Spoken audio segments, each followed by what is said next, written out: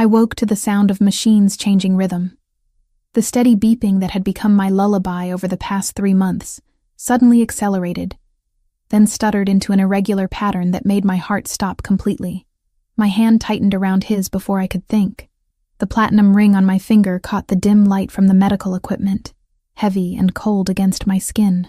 Valentina's ring, my sister's ring, the lie I'd been wearing for 92 days straight.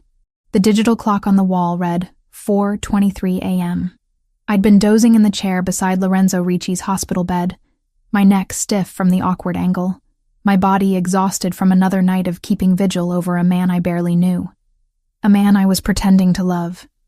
A man whose real fiancé was buried in a cemetery across town.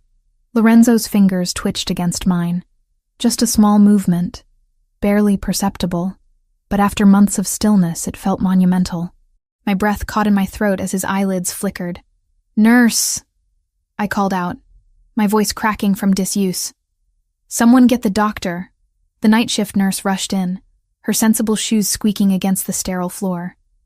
She moved with practiced efficiency, checking monitors and adjusting equipment while I sat frozen, unable to let go of his hand, even though every instinct screamed at me to run. This was the moment I'd been dreading. The moment when Lorenzo Ricci would wake up, and I'd have to look into his eyes and continue the most elaborate lie of my life. Dr. Patel entered next, followed by 2 other medical professionals whose names I'd learned but couldn't recall through my panic. They swarmed around the bed, their movements coordinated and calm in a way that made my own racing heartbeat feel even more chaotic. "Mr. Ricci, can you hear me?" Dr. Patel's voice was clear and authoritative. "If you can hear me, squeeze the hand you're holding." Lorenzo's fingers pressed against mine. The sensation traveled up my arm like electricity, equal parts relief and terror. "Good. That's very good." Dr. Patel continued his examination, shining a light into Lorenzo's eyes, asking questions that received no verbal response but small physical acknowledgments. Finger squeezes, slight head movements, the basic building blocks of consciousness returning after 3 months of darkness. I wanted to pull away, to give the medical team space to work, but Lorenzo's grip on my hand tightened whenever I tried to shift, even unconscious, even barely awake. Some part of him recognized the presence beside him and refused to let go. After what felt like hours, but was probably only 20 minutes, Dr. Patel stepped back. "He's coming out of it. The next few hours will be critical. We'll need to monitor him closely, but this is the best sign we've had since the accident. The accident. The sanitized word for the ambush that had killed my sister and nearly killed the man in this bed. The event that had shattered multiple lives and rebuilt mine into this precarious house of cards. Dr. Patel left to update his charts and alert the Ricci family. The nurses adjusted equipment one final time before retreating to give us privacy. And then it was just me and Lorenzo in the quiet pre-dawn darkness, his hand still holding mine, his chest rising and falling with increasing steadiness. His eyes opened slowly, struggling against the weight of medication and trauma. The color was exactly as I remembered from the photos I'd studied obsessively. Dark brown, nearly black in this lighting, with a depth that suggested intelligence and calculation. Eyes that had looked at my sister with love. Eyes that would look at me now expecting to see her. His lips moved, forming sounds that didn't quite become words. I leaned closer, my heart hammering so hard I wondered if he could hear it. "Val," the name emerged as barely more than a whisper, rough from months of disuse. The name that wasn't mine. The identity I'd stolen. The sister I'd buried. "I'm here," I said, because what else could I say? The lie had already been told. The family had made their choice, and I'd agreed to it because I'd been desperate, grieving, and convinced it would only be temporary. Just until he wakes up, they'd said. Just until he's stable. Just until he can handle the truth. But looking at him now, at the confusion and pain and desperate hope in those dark eyes, I realized the truth might destroy him more thoroughly than any physical injury. His eyes closed again, consciousness slipping away as quickly as it had come, but his hand remained tight around mine, an anchor in whatever darkness still pulled at him. The door burst open, and Isabetta Ricci rushed in, her elegant silk robe barely concealing the pajamas underneath, her carefully maintained composure shattered by 3 months of waiting and praying. At 56, she was still beautiful in that effortless way wealthy women achieve through good genetics and better skincare. Her dark hair only lightly threaded with gray, her face lined with worry but not yet age. Is he... She couldn't finish the question, her hand pressed to her mouth as she stared at her son. He opened his eyes, I said, standing to give her access to the bedside. He said... I hesitated, swallowing the guilt. He said my name. Isabetta's eyes filled with tears. She reached for me, pulling me into an embrace that felt both genuine and suffocating. Thank God. Thank God you were here. Thank God you stayed. I'd stayed because they'd asked me to. Because Valentina's body was barely cold when Isabetta had shown up at my tiny apartment with wet eyes and desperate hands, explaining that Lorenzo needed stability to survive, that the shock of losing his fiancée on top of his injuries might kill him, that I looked exactly like Valentina, and could I please just pretend for a little while, just until he's stronger, she'd said. Just until he can handle the truth, she'd said. Just this once, she'd said. But once had turned into days, then weeks, then months, and now here I stood, wearing my dead sister's ring and accepting congratulations for a vigil I'd kept under false pretenses. You saved him, Isabetta whispered against my hair. By being here, by giving him something to fight for, you saved my son. The words should have felt like absolution. Instead, they felt like a noose tightening around my neck. Over the next 5 days, the hospital room became a revolving door of medical professionals, family members, and quiet moments where I sat alone with Lorenzo, watching him drift in and out of consciousness like someone learning to swim in shallow water. The neurologist confirmed no major brain damage. The physical therapist outlined an aggressive rehabilitation program. The psychiatrist suggested that memory issues and disorientation were normal after prolonged coma and would likely resolve with time. No one mentioned that sometimes people forget entire relationships. No one warned that he might not remember my sister clearly. No one prepared me for the possibility that my deception might work because Lorenzo's own mind was helping me lie. I wore the wine-colored uniform of a private nurse over my deception, a costume that gave me purpose and distance simultaneously. The hospital staff assumed I was family. The Ricci family knew better but played along, and Lorenzo, when he was conscious, simply accepted my presence the way someone might accept sunrise. Expected, natural, unquestioned. Anthony Ricci appeared on the second day, taking up residence in the corner of the room like a well-dressed shadow. At 32, he'd aged faster than his younger brother, the weight of helping run the family business, etching lines around his eyes and mouth that no amount of expensive grooming could erase. His light brown hair was carefully styled, his blue eyes sharp and assessing in a way that made me want to hide. He watched me, not obviously, not threateningly, but with the steady attention of someone conducting an inventory, checking boxes, looking for discrepancies. "You're holding up well," he commented on the third day, his voice neutral as he sipped espresso from a cup that probably cost more than my rent. "I'm doing what anyone would do," I replied, adjusting Lorenzo's blanket with hands that had learned to be careful around medical equipment. Most people would have left by now. His eyes tracked my movements. The shock, the trauma, the uncertainty. Most people wouldn't sit vigil for 3 months beside a hospital bed. My throat tightened. Was this a test? Did he suspect? "I love him," I said, and the lie tasted like ash. Anthony nodded slowly, but something in his expression suggested he was filing the conversation away for later examination. Valentina always was devoted, even when things were difficult. I didn't know what things he meant. I didn't know the intimate details of my sister's relationship with Lorenzo, beyond what I'd gleaned from letters and photos and careful questioning of Isabetta. Every conversation was a minefield where one wrong step could expose everything. On the 5th night, everything changed. I was alone with Lorenzo when his eyes opened with a clarity that hadn't been there before. The hazy confusion of the previous days had burned away, leaving behind focused intelligence that made my stomach clench with fear. "Valentina." His voice was stronger now, rough but functional. His hand found mine on the bed rail. "You're really here." "I'm really here," I confirmed, sitting in the chair I'd worn smooth over months of waiting. He studied my face with an intensity that felt like physical touch, his dark eyes moving over features that matched his memory. I'd been grateful, in a sick way, that Valentina and I had been identical twins. Different haircuts, different personalities, but the same face down to the placement of freckles and the curve of our lips. "What happened?" he asked.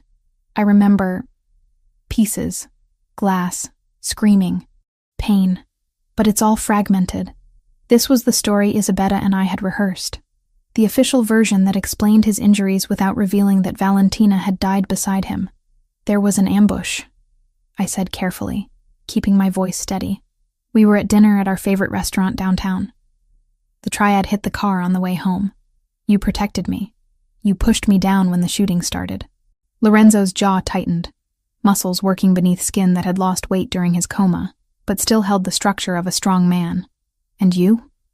Were you hurt?" "Minor injuries," I said, which was true for me but would have been a lie for Valentina. "Nothing serious. I was lucky." "Lucky," he repeated, and something dark crossed his expression. "We were attacked, and you call it lucky." "We survived," I amended. "That's what matters." His thumb traced circles on the back of my hand, a gesture that should have felt intimate but instead felt like he was testing the shape of my bones, confirming my reality. "How long?" 3 months, 1 week, and 4 days. He closed his eyes, processing. When he opened them again, there were tears gathering at the corners. "You stayed. Through all of it, you stayed. Where else would I be? Most people," he swallowed hard, "most people would have given up, would have assumed I wasn't coming back." My chest ached with guilt so profound it felt like drowning. This man was thanking me for a devotion that belonged to someone else, crediting me with a love I'd never earned. "You're worth waiting for," I said. And at least that part felt honest. Anyone who'd endured what he'd endured deserved someone's faith. We sat in silence for several minutes, his hand holding mine, both of us processing this new reality. Lorenzo was awake. The temporary deception I'd agreed to was about to become an active daily performance, and I had no idea how long I could maintain it before the weight of the lie crushed us both. "I need to tell the family," I said finally. "Your mother has been waiting to hear your voice." "Wait," his grip tightened. "Just give me a minute more. With you, before everyone else comes and it becomes chaos." So I stayed. And in that quiet moment before dawn fully broke, I memorized the feel of his hand around mine, the sound of his breathing, the way he looked at me like I was his entire world. Because soon, when he was stronger, when his memories were clearer, when the truth finally emerged, all of this would shatter, and I would be the one holding the pieces of something I'd helped destroy. On the 8th day after Lorenzo woke, Isabetta found me in the hallway outside his room. The private wing of the hospital was quiet, expensive, designed for families who could afford privacy alongside their suffering. She touched my shoulder gently, her fingers cold even through my uniform. "You're doing the right thing," she said quietly. "I know this is difficult. I know it's not what you signed up for. But Lorenzo needs this stability to recover properly." I looked at her, this elegant woman who'd orchestrated an elaborate deception to protect her son, and wondered if she understood the cost. What happens when he remembers? When his memory fully returns? Isabetta's expression flickered with something that might have been doubt before hardening back into resolve. By then he'll be strong. By then he'll be able to handle the truth. But right now, in this fragile state, the shock could set back his recovery by months. Or worse. "You're asking me to build a relationship on lies. I'm asking you to give my son time to heal." Her voice dropped to barely above a whisper. "Please, Lucia. For Valentina. Don't you think she'd want her sister to protect the man she loved?" That was the cruelest part of the manipulation. She was probably right. Valentina would have asked me to do exactly this. My sister had loved Lorenzo with a fierce completeness I'd envied from the safe distance of my own lonelier life. She would have moved mountains to protect him. So I was moving them for her. I nodded once, agreeing again to a deception that grew heavier with each passing day. Isabetta squeezed my shoulder in what I supposed was meant as comfort, then returned to her son's room where she could be the concerned mother without the burden of orchestrating lies. I stood alone in the hallway, the ring on my finger catching the harsh hospital lights, and wondered how far into the quicksand I could walk before I lost the ability to pull myself back out. 2 weeks after Lorenzo opened his eyes for the first time, the private medical wing of the Ricci mansion became his personal rehabilitation center. The family had spared no expense, converting an entire section of the East Wing into a state-of-the-art facility, complete with equipment that looked like it belonged in an Olympic training center rather than a private home. I watched from the doorway as Lorenzo attempted to lift a weight that probably weighed less than 5 pounds. His arm shook with the effort, muscles that had once been powerful now atrophied from months of disuse. Sweat beaded on his forehead, despite the climate-controlled comfort of the room. "Again," the physical therapist commanded, a stern woman named Patricia, who'd been hired specifically because she didn't coddle her patients. 10 more repetitions. Your body remembers how to do this." Lorenzo's jaw clenched as he pushed through another lift. I could see the frustration etched into every line of his face, the rage at his own weakness barely contained beneath a veneer of compliance. This was a man accustomed to control, to power, to bodies that obeyed his commands. Being trapped in flesh that betrayed him at every turn was perhaps worse than the coma itself. When Patricia finally called for a break, Lorenzo's eyes found mine across the room. There was something raw in his gaze, a vulnerability he probably hated anyone witnessing. "You don't have to watch this," he said, his voice rough. "It's not exactly inspiring." "I don't mind," I replied, moving closer. The wine-colored nurse uniform I'd continued wearing gave me an excuse to be present, a professional reason to hover. "You're doing better than you think. I can barely lift a child's toy without shaking. 3 weeks ago you couldn't open your eyes. Progress isn't always dramatic." He studied me for a long moment, and I fought the urge to look away. Valentina wouldn't have looked away. Valentina had been confident, unflinching, the kind of woman who met intensity with her own fire. I was learning to mirror that strength even when my instincts screamed to retreat. "Stay," he said finally. "If you're going to be here, make yourself useful." So I did. Patricia showed me how to support his arm during certain exercises, how to count repetitions, how to adjust his posture when it started to falter. The work was intimate in ways that made me hyper-aware of every point of contact between us. My hands on his shoulder, his breath against my neck when I leaned close to check his form, the heat of his body despite the cool air. We were building something, but it wasn't love. It was a careful architecture of trust constructed on unstable ground, and I knew with sick certainty that when the foundation eventually gave way, the collapse would bury us both. The days settled into a rhythm that felt both comfortable and dangerous. Mornings began with breakfast in the formal dining room, the Ricci family gathering around a table that could have seated 20, but felt intimate with just the 5 of us.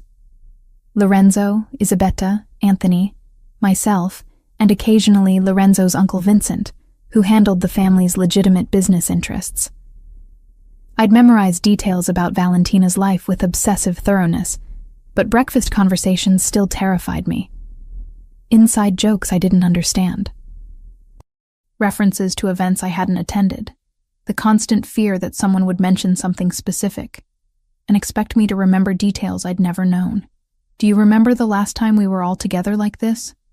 Isabetta asked one morning, passing a basket of fresh pastries. "Before the accident, at Anthony's birthday dinner?" My mind went blank. I had no idea what had happened at Anthony's birthday dinner. I didn't know if Valentina had given a speech or gotten drunk or argued with someone. The gap in my knowledge yawned like a chasm. "Feels like a lifetime ago," I said carefully, hoping the vague response would suffice. Lorenzo reached for my hand under the table, squeezing gently. "We're making new memories now. That's what matters." The relief that flooded through me felt like betrayal. He was protecting me from scrutiny without realizing I needed protection. His kindness made the deception worse. Anthony watched the exchange with unreadable eyes. He'd been doing that more frequently, observing interactions with the focus of someone solving a puzzle. I couldn't tell if he suspected something, or if this was simply his nature. The older brother who'd learned to be cautious in a world where trust could be weaponized. Afternoons belonged to physical therapy. Patricia came for the formal sessions, but Lorenzo pushed himself beyond the scheduled hours, determined to reclaim his strength through sheer force of will. And I found myself staying long after Patricia left, helping with exercises that probably didn't require assistance, but gave me a reason to be close to him. During the third week, something in Lorenzo snapped. He'd been attempting to do push-ups, a modified version that Patricia had demonstrated, but his arms gave out halfway through the third repetition. He crashed to the mat with a grunt of frustration that rapidly escalated into rage. Before I could react, he was on his feet and punching the wall with his right hand, the impact echoing through the room like a gunshot. Once, twice, 3 times, each blow powered by fury at his own limitations. "Lorenzo, stop!" I grabbed his arm, trying to pull him back before he did serious damage. His knuckles were already bleeding, skin split over bone. He froze at my touch, chest heaving, eyes wild with something that looked dangerously close to despair. For a moment we stood there, his arm tense under my grip, both of us breathing hard. "Let me see," I said quietly, releasing him to examine the damage. His hand trembled as I turned it palm up, blood welling from multiple splits across his knuckles. I guided him to sit on the weight bench and retrieved the first aid kit I'd learned to keep stocked in the therapy room. Gauze, antiseptic, bandages, the supplies of damage control. He watched in silence as I cleaned the wounds with careful efficiency, dabbing away blood with gauze soaked in antiseptic. The alcohol must have stung, but he didn't flinch, didn't make a sound. His eyes tracked my movements with laser focus, cataloging the professional precision of my technique. "You're good at that," he observed. "Too good for someone who's never had medical training." My heart stuttered, but I kept my hands steady. "I learned after the accident. I wanted to be prepared in case..." I trailed off, letting implication fill the gap. "In case you got hurt again. In case I needed to help you." The lies were becoming easier to tell, which terrified me more than the awkward fumbling had. "Prepared," he repeated, and I couldn't tell if he believed me or was simply choosing to accept the explanation. "You've thought of everything." Someone had to. I wound clean gauze around his knuckles with practiced care, securing it with medical tape. "Your physical therapist would kill me if I let you damage yourself before she could push you properly." The corner of his mouth lifted in something that wasn't quite a smile. "My physical therapist is terrifying. She's effective. Same thing in her profession." He flexed his bandaged hand experimentally, testing the wrap. "Thank you for not lecturing me about the stupidity of punching walls." Would it have helped? No. Then why waste both our time? I began repacking the first aid kit, needing something to do with my hands that didn't involve touching him. The intimacy of treating his injury had left me feeling exposed, like I'd revealed something I couldn't name. "Valentina." His voice stopped me mid-motion. I turned to find him watching me with an expression I couldn't decipher. "I know this isn't what you signed up for. Taking care of an invalid, sitting through hours of pathetic attempts at physical therapy, watching me have breakdowns over things that should be simple. You could leave. You have my family's support, access to resources. No one would blame you for needing distance." The offer was genuine. I could hear it in his voice, see it in the careful way he held himself, as if bracing for rejection. And the cruelest part was that Lucia could have left, could have walked away from this elaborate deception and rebuilt her own quiet life. But Valentina, the woman he thought I was, would never abandon him. "I'm not going anywhere," I said, and meant it even though the promise bound me more tightly to the lie. "You think this is the hardest thing I've ever done? Lorenzo, I watched machines breathe for you for 3 months. This is nothing." Something in his expression cracked, vulnerability bleeding through the careful control. "I don't deserve you." The words hit like a physical blow. He was right, but not in the way he meant. I was the thing he didn't deserve, the poison disguised as medicine, the betrayal wearing his fiancé's face. "Let's agree to disagree on that," I managed, forcing lightness into my tone. "Now, do you want to try those push-ups again, or should we call it for today?" Again. The determination was back, burning away the momentary weakness. "I'm not ending on failure." So we worked through another set, and then another, until exhaustion finally forced him to admit defeat. But there was satisfaction in that exhaustion, the knowledge that he'd pushed himself to a genuine limit, rather than giving up when it became uncomfortable. The evenings were mine alone, stolen hours after the family retired to their separate wings of the mansion. I'd lock myself in the guest room that had become my prison and my sanctuary, spreading photos and letters across the bed like evidence in an investigation. Valentina smiled up at me from a dozen different moments. At a charity gala, wearing a dress the color of blood, on a beach somewhere tropical, her hair wild with wind and sea spray. Pressed close to Lorenzo in what looked like a restaurant, both of them laughing at something outside the frame. I studied each image like a religious text, memorizing not just her face, but the way she held herself, the tilt of her head when she smiled, the way her hand rested on Lorenzo's arm, casual and possessive, the confidence that radiated from her in waves, the certainty of a woman who knew exactly who she was and what she wanted. I practiced her laugh in the mirror, the way she threw her head back and let joy escape without restraint. So different from my own quiet amusement, the muted responses I'd learned growing up as the quiet twin, the shadow, the one who took up less space. The videos were harder. Isabella had given me access to her personal collection, dozens of clips from family gatherings and private moments. I watched Valentina navigate these interactions with effortless grace. She touched people when she talked to them, her hand on their shoulder or arm, creating instant intimacy. She wore her nails long and painted them dark red, almost burgundy. She moved through rooms like she owned them, never hesitating, never second-guessing. I trimmed my nails to match hers, and bought 3 bottles of nail polish in slightly different shades of burgundy before finding the exact color. I practiced her gestures until my shoulders ached, forcing myself to reach out and touch invisible people in ways that felt invasive and wrong for someone as introverted as me. I was becoming someone else, shedding my own personality like an ill-fitting coat and wrapping myself in my dead sister's skin. And the most terrifying part was how natural it was starting to feel. On the morning that Isabella appeared with the wedding dress, I was having coffee in the breakfast room, reviewing my mental notes about an upcoming dinner with Lorenzo's business associates. I'd managed to learn the basics: who hated whom, which alliances were fragile, what topics to avoid in polite conversation. Lucia, Isabella's voice made me look up. She stood in the doorway holding a garment bag that looked expensive even covered. I thought, now that Lorenzo is recovering so well, perhaps we could begin thinking about the wedding again. The wedding, the ceremony that Valentina had been planning when she died, the future that was supposed to be hers. My stomach turned to ice. I'm not sure Lorenzo is strong enough for wedding planning yet. Not planning, just reconnecting with the dream. Isabella moved into the room with the careful steps of someone approaching a skittish animal. This is the dress Valentina chose. I thought maybe you'd like to try it on, see if it still fits. We could have it altered if needed. The dress inside the bag was exactly what Valentina would have chosen. Champagne silk with French lace overlay, elegant without being ostentatious, the kind of dress that whispered wealth rather than shouting it. The construction alone probably cost more than I'd earned in the past year, working 2 jobs while Valentina lived her elevated life. It's beautiful, I managed, the words sticking in my throat. Will you try it? Isabella's eyes were hopeful, eager, seeing only the happy ending she'd orchestrated through deception. Just for me. Just to see.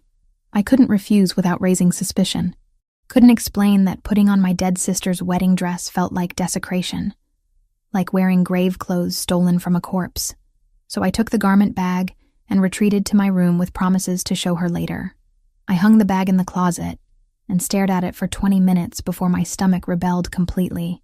I barely made it to the bathroom before vomiting, my body rejecting the lie with more honesty than my mouth could manage. The dress stayed in the closet. When Isabella asked later, I told her it brought back too many memories of the accident, too much trauma associated with wedding planning when we'd nearly lost everything. I needed more time. She accepted the explanation with sympathy, storing the dress away without argument. But I caught Anthony in the hallway afterward, his lean frame propped against the wall, in a pose that was too casual to be coincidental. "Difficult day?" he asked, his blue eyes tracking my movements with uncomfortable precision. The dress was overwhelming, understandable. Trauma changes people, changes how they relate to memories, to objects, to plans they made before everything fell apart. He paused, and something in that pause felt weighted, Sometimes those changes are so profound that the person who emerges isn't quite the same as the person who went in. My pulse kicked up. Was he suggesting something specific, or simply making conversation? I'm still me, I said carefully. Just adjusting. Of course. Anthony pushed off the wall. Just remember that changes need to be monitored, for everyone's safety. That's all I'm saying. He walked away before I could respond, leaving me alone in the hallway with the sick certainty that he suspected something. Maybe not the full truth, but enough to be watching, enough to be dangerous. That night, everything shifted again. I was helping Lorenzo with his final exercises of the day, supporting his weight as he attempted single-leg balances that tested both strength and coordination. His hand gripped my shoulder for stability, his body pressed close enough that I could feel the heat of exertion radiating from his skin. "That's good," I said, as he held the position for a count of 10. Patricia would be impressed. Patricia is never impressed. I was but there was satisfaction in his voice. The pleasure of measurable progress. When he finally lowered his foot back to the ground, he didn't immediately release his grip on my shoulder. We stood there in the quiet therapy room, closer than necessary, his breathing still elevated from the exercise. Lucia. He rarely used my first name, usually opting for pet names or nothing at all. Hearing it now felt significant. "Can I ask you something?" "Of course." "Do I seem different to you?" "Since waking up?" The question caught me off guard. "Different how?" "I don't know. That's why I'm asking." His hand slid from my shoulder but didn't go far, settling at the curve of my waist instead. "The doctors say some memory issues are normal, that certain details might be hazy, but it feels like more than that sometimes. Like I'm seeing things with new eyes, and not sure if the newness is because of the coma, or because the things themselves have changed." My heart hammered against my ribs. "What kinds of things?" "You." His thumb traced a small circle against my hip through the fabric of my uniform. "The way you move. The way you talk. Small things that don't match my memories but could just be time distorting everything." This was dangerous territory. I needed to redirect before he started cataloging specific discrepancies. 3 months is a long time. We've both been through trauma. Maybe we're both different now. He considered this, his dark eyes searching my face for something I couldn't name. Maybe, or maybe I'm finally seeing clearly for the first time. Before I could process what that meant, he leaned in and pressed his lips to mine. The kiss was brief, tentative, a question rather than a statement. His mouth moved against mine with careful uncertainty, testing boundaries and reactions. I froze for a critical second, before remembering that Valentina would have kissed him back, would have met his uncertainty with confidence. So I responded, my lips parting slightly, one hand coming up to rest against his chest, where I could feel his heart beating as rapidly as my own. The kiss deepened fractionally before he pulled back, his expression unreadable in the dim lighting of the therapy room. "Sorry," he said, though he didn't look particularly sorry. I should have asked first. "You don't need permission to kiss your fiancé." The words came out steady despite the chaos in my chest. This was my first kiss with Lorenzo Ricci, but for him, it should have been one of hundreds, thousands, a familiar act rather than an exploration. It felt like I did. His hand was still on my waist, warm and grounding, like we're starting over somehow. Maybe we are. Maybe that's not a bad thing. He nodded slowly, processing. When his hand finally dropped and he stepped back, I saw calculation behind his eyes, thoughts moving in patterns I couldn't track. He was filing this moment away, adding it to whatever internal database he was building. Testing me, I realized. He'd been testing to see if the kiss felt right, if my responses matched his memories, if the woman standing in front of him was the same one he'd planned to marry. And I had no idea if I'd passed or failed. 6 weeks after Lorenzo opened his eyes in that hospital bed, he moved through the mansion's gym with a fluidity that seemed impossible for someone who'd spent 3 months in a coma. The doctors called it remarkable. Patricia called it stubborn determination overriding medical science. I called it terrifying, because the stronger Lorenzo became physically, the sharper his mind grew, and a sharp mind was dangerous when it started noticing inconsistencies. "Your form is improving," I observed from my usual position near the weight bench. watching him complete a set of pull-ups that would have been impressive for anyone, let alone someone still technically in recovery. He dropped to the ground with barely a grunt, reaching for the towel I'd learned to keep ready. Muscle memory is a strange thing. My body remembers what to do even when my conscious mind doesn't. There was something weighted in that statement, an undercurrent I couldn't quite identify. Lorenzo had been making comments like that more frequently, observations about memory and recognition that felt like tests I didn't know how to study for. The mind heals slower than muscle, I offered, handing him a water bottle. Give it time. Time. He took a long drink, his eyes never leaving mine. Everyone keeps telling me to give things time. As if waiting long enough will make the pieces fit together the way they're supposed to. My stomach tightened, but I kept my expression neutral. Are the pieces not fitting? Some are. Some aren't. I can't tell yet if it's because the puzzle changed or because I'm trying to force the wrong pieces into place. Before I could formulate a response that didn't sound defensive, his phone buzzed with an incoming message. He glanced at the screen and his entire demeanor shifted, the introspective man disappearing behind the mask of a businessman with decisions to make. I have a meeting in an hour, he said, already moving toward the door. Russian suppliers. Anthony wants me present even though he's been handling them fine without me. Do you need anything? The question came automatically. Part of the role I'd been playing for so long it was becoming reflex. Just be there. He paused in the doorway. I like having you in the room during business discussions. You notice things. The comment should have pleased me. Instead, it sent ice through my veins. Noticing things was exactly what I couldn't afford for him to do. The meeting took place in Lorenzo's study, a wood-paneled room that smelled of leather and old money. Anthony was already there when I arrived, along with two men I recognized from previous gatherings. Vincent Ricci, Lorenzo's uncle who handled legitimate business operations, and a man whose name I'd learned was Joseph Bellini, some kind of financial advisor. The Russians arrived exactly on time, 3 men in dark suits who carried themselves with the careful posture of people accustomed to violence. Their leader, a broad-shouldered man with graying temples, introduced himself as Dmitry Volkov. I took my usual seat in the corner, the position Isabetta had told me Valentina always occupied during business meetings. Close enough to observe, far enough to appear decorative rather than participatory.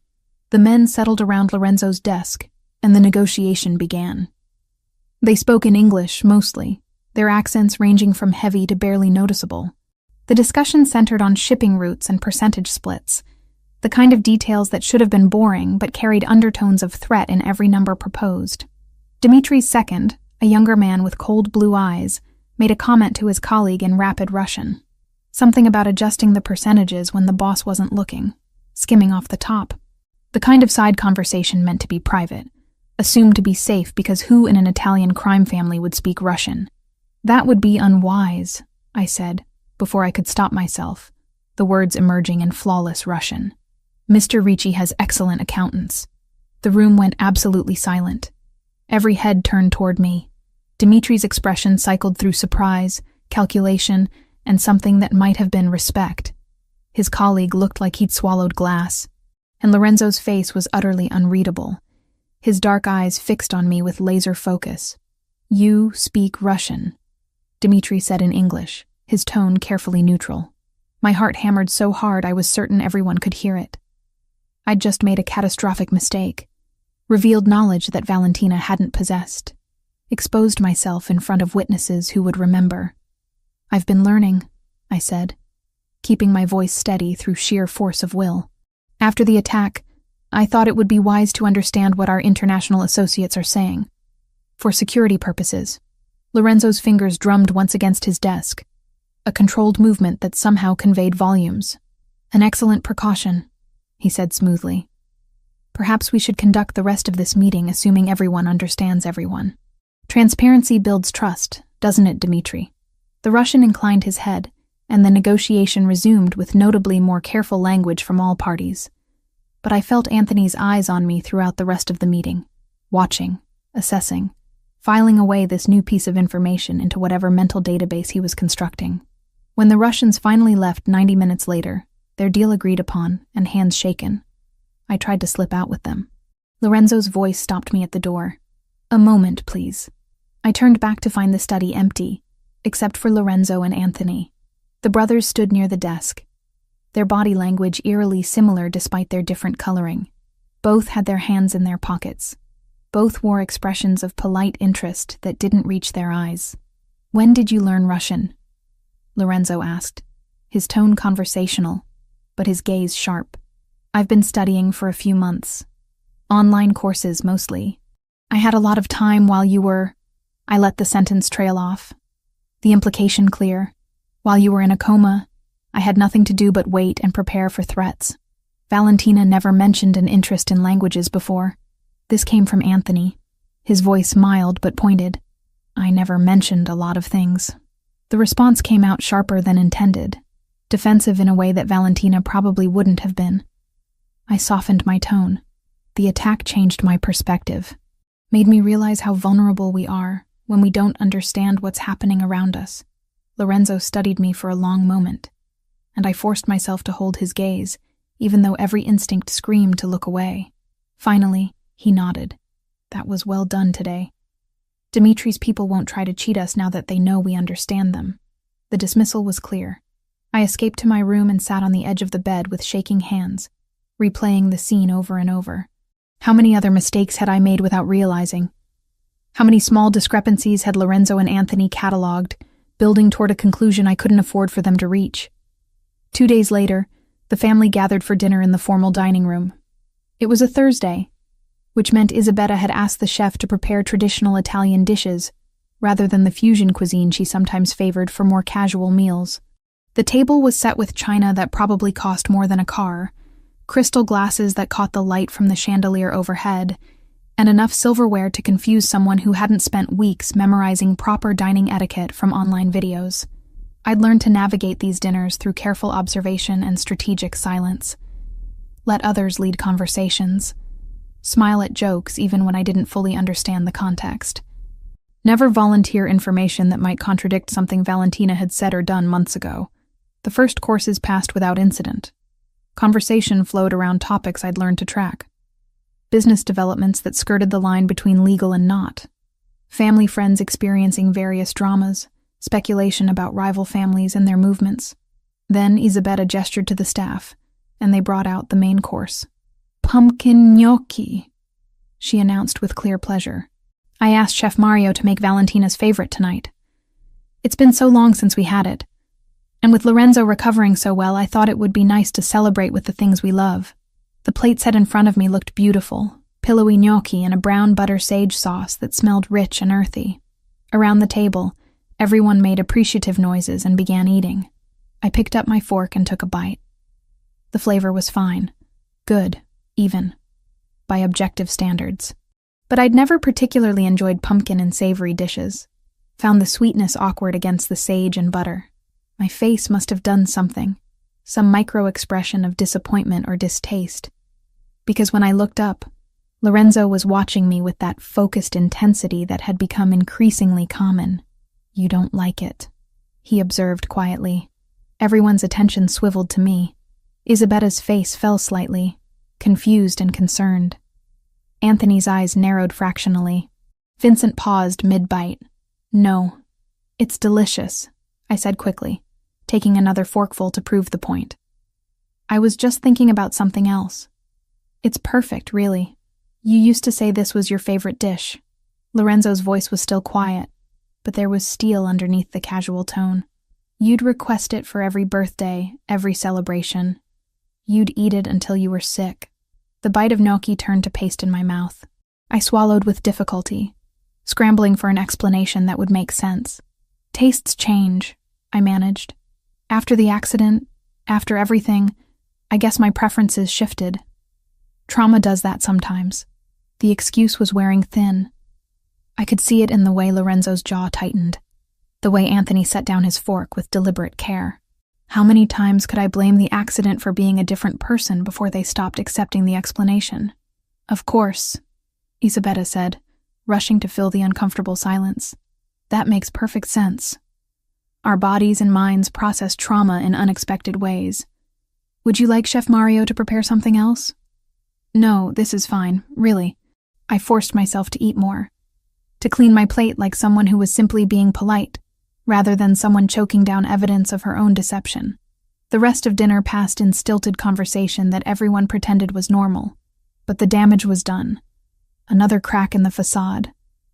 Another reason for Lorenzo to question whether the woman sitting across from him was the same one he'd planned to marry. In the 8th week after Lorenzo's awakening, I started noticing the surveillance. It was subtle at first. A black SUV parked across from the cafe where I'd stopped for coffee. The same vehicle idling near the boutique where I'd gone to pick up alterations on one of Valentina's dresses that didn't quite fit my slightly different proportions. A glimpse of it in my rearview mirror on the drive back to the mansion. By the 3rd sighting, I was certain. Someone was following me. My first thought was the triad. Some delayed retaliation for the attack that had put Lorenzo in a coma.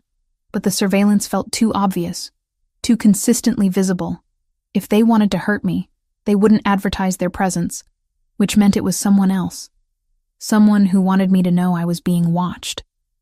On the 4th day of noticing the SUV, I pulled into the mansion's driveway and parked near the garden entrance rather than the main house. I waited, counting seconds, until the black vehicle rolled to a stop just outside the property gates. Then I got out and walked directly toward it. The driver's window rolled down as I approached, revealing Anthony's carefully neutral expression. He sat behind the wheel himself rather than using a driver, which somehow made the whole thing worse. This wasn't delegated surveillance. This was personal. "Are you planning to follow me everywhere?" I asked, keeping my voice level despite the anger and fear churning in my gut. "Just conducting due diligence." He turned off the engine and stepped out of the vehicle, his tall frame unfolding with casual grace. Standard security protocol after an attack like the one you and Lorenzo survived. "We've been monitoring everyone close to the family. For 8 weeks? For as long as necessary." He leaned against the SUV, the picture of relaxation except for his eyes, which missed nothing. You'd be surprised what people reveal when they think they're alone. The threat was barely veiled. "What exactly are you looking for?" Anthony smiled, but it was the kind of smile that made my blood run cold. Inconsistencies, gaps, anything that doesn't quite fit the pattern we expect. "And have you found any?" The question was a risk, but I needed to know how much he'd discovered. "Let's not play games, Lucia." The use of my real name hit like a physical blow. "I know. I've known since the 2nd week Lorenzo woke up. I hired an investigator the day after he regained consciousness, standard procedure for protecting the family from potential threats or infiltration. It took him 72 hours to confirm what I'd already suspected. My legs threatened to give out. I locked my knees, refusing to show weakness even as my entire world tilted. What did he confirm? That Valentina Moretti died in the accident. That her twin sister, Lucia Moretti, was convinced by my mother to assume her identity. That this entire charade has been orchestrated by my family to protect Lorenzo during his recovery. He pushed off from the SUV, closing the distance between us. "I know everything." "Then why haven't you told him?" My voice came out steadier than I felt.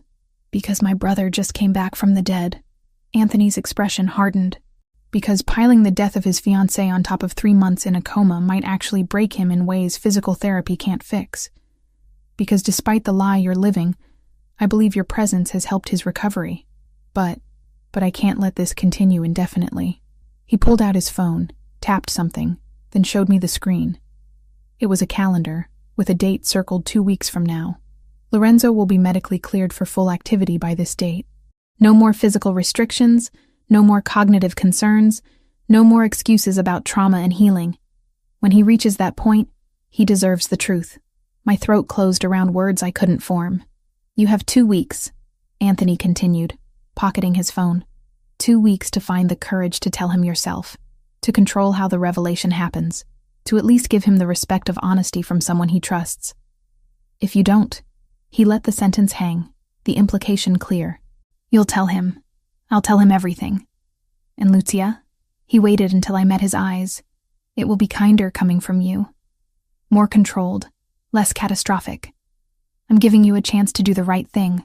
I suggest you take it."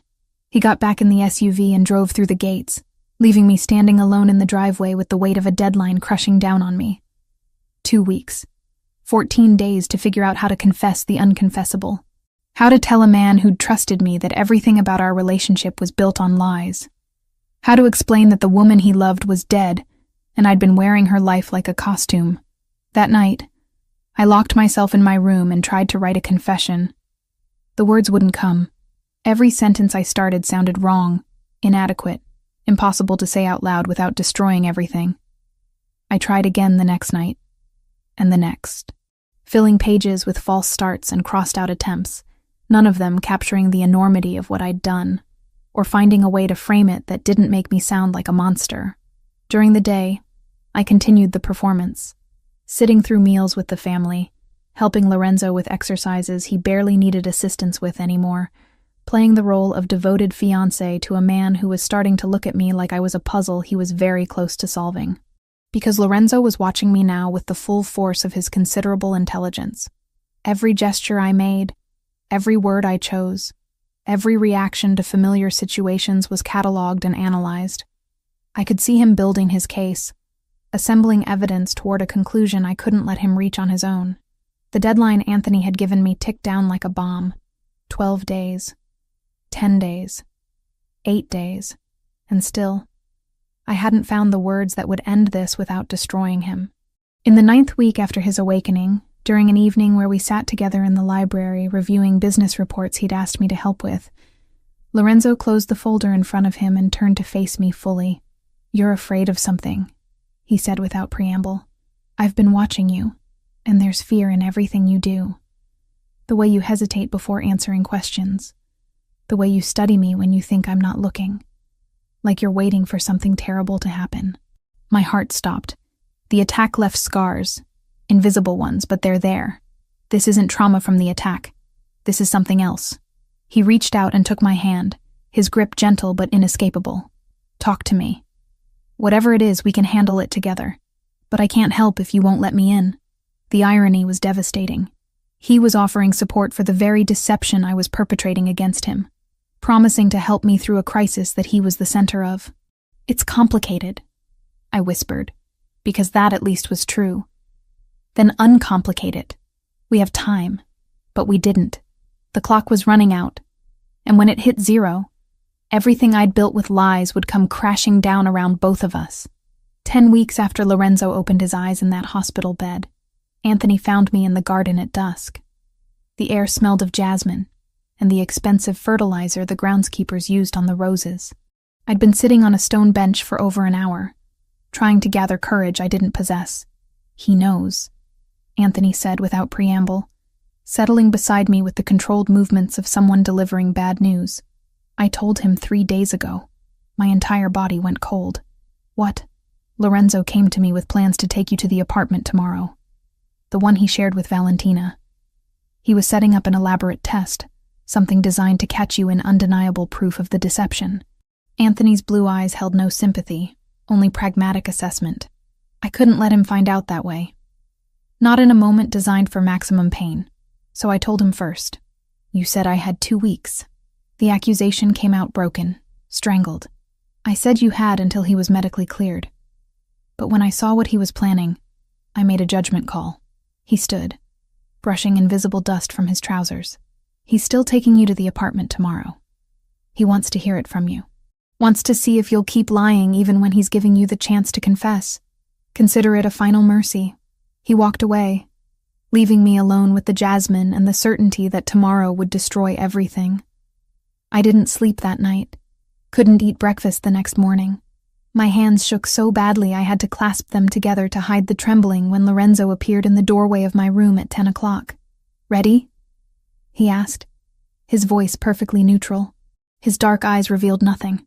No anger or pain or accusation, just carefully controlled emptiness. "Lorenzo, I need to tell you something before we go." "Tell me there." He turned without waiting for my response, assuming I would follow. And I did. Because what choice did I have? The confession would happen regardless. Better to control the location than let it spill out in the mansion's hallways where anyone might overhear.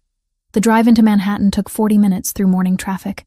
Lorenzo drove himself, something he'd only recently been cleared to do, handling the expensive car with the same controlled precision he applied to everything, We didn't speak. The silence stretched between us like a living thing, heavy with everything unsaid.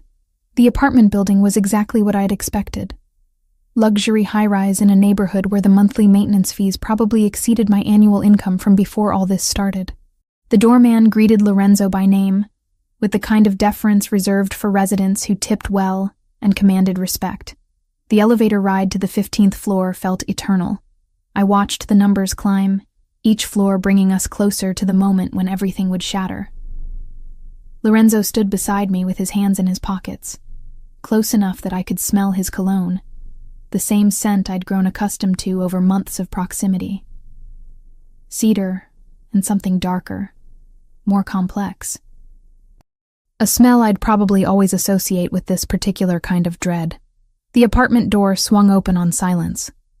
Floor-to-ceiling windows dominated the far wall, offering views of the city that would be stunning if I had any capacity to appreciate them.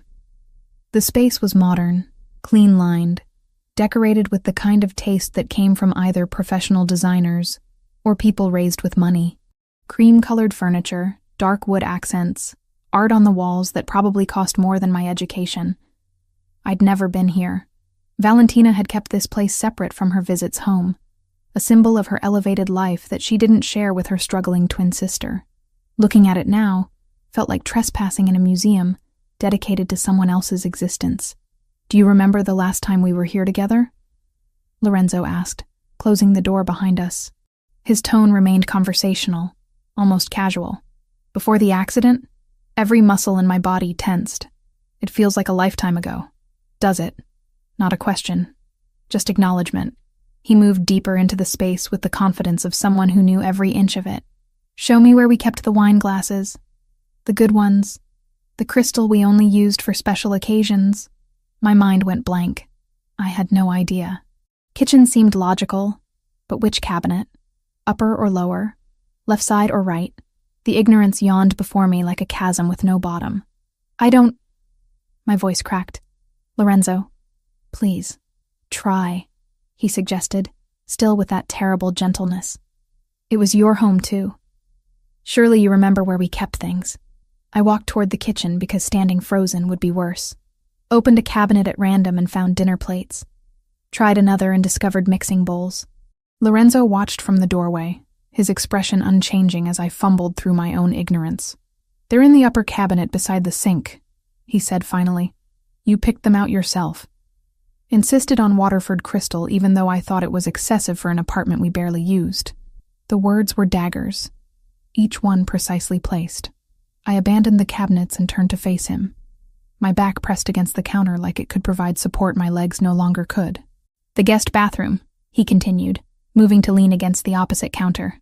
The kitchen felt too small suddenly, claustrophobic despite the expensive appliances and granite countertops. "What color are the towels?" "I don't know." "The bedroom closet. Which side is mine?" "I don't know." "The painting in the living room, the abstract piece above the sofa. Where did we buy it?" "I don't know." The words came out too loud, echoing off the expensive surfaces. "Lorenzo, please stop." One more. He pulled out his phone, tapped something, and music filled the apartment. Jazz, old school, the kind that felt intimate and melancholy. "This song, do you remember it?" I shook my head, tears already gathering in my eyes. "We danced to it right there in the living room the night I proposed. You were barefoot because you'd kicked off your heels at dinner. You stepped on my foot 3 times and laughed every time. When the song ended, you said yes." His voice never rose, never broke. The control was somehow worse than shouting would have been. "Do you remember any of that?" "No."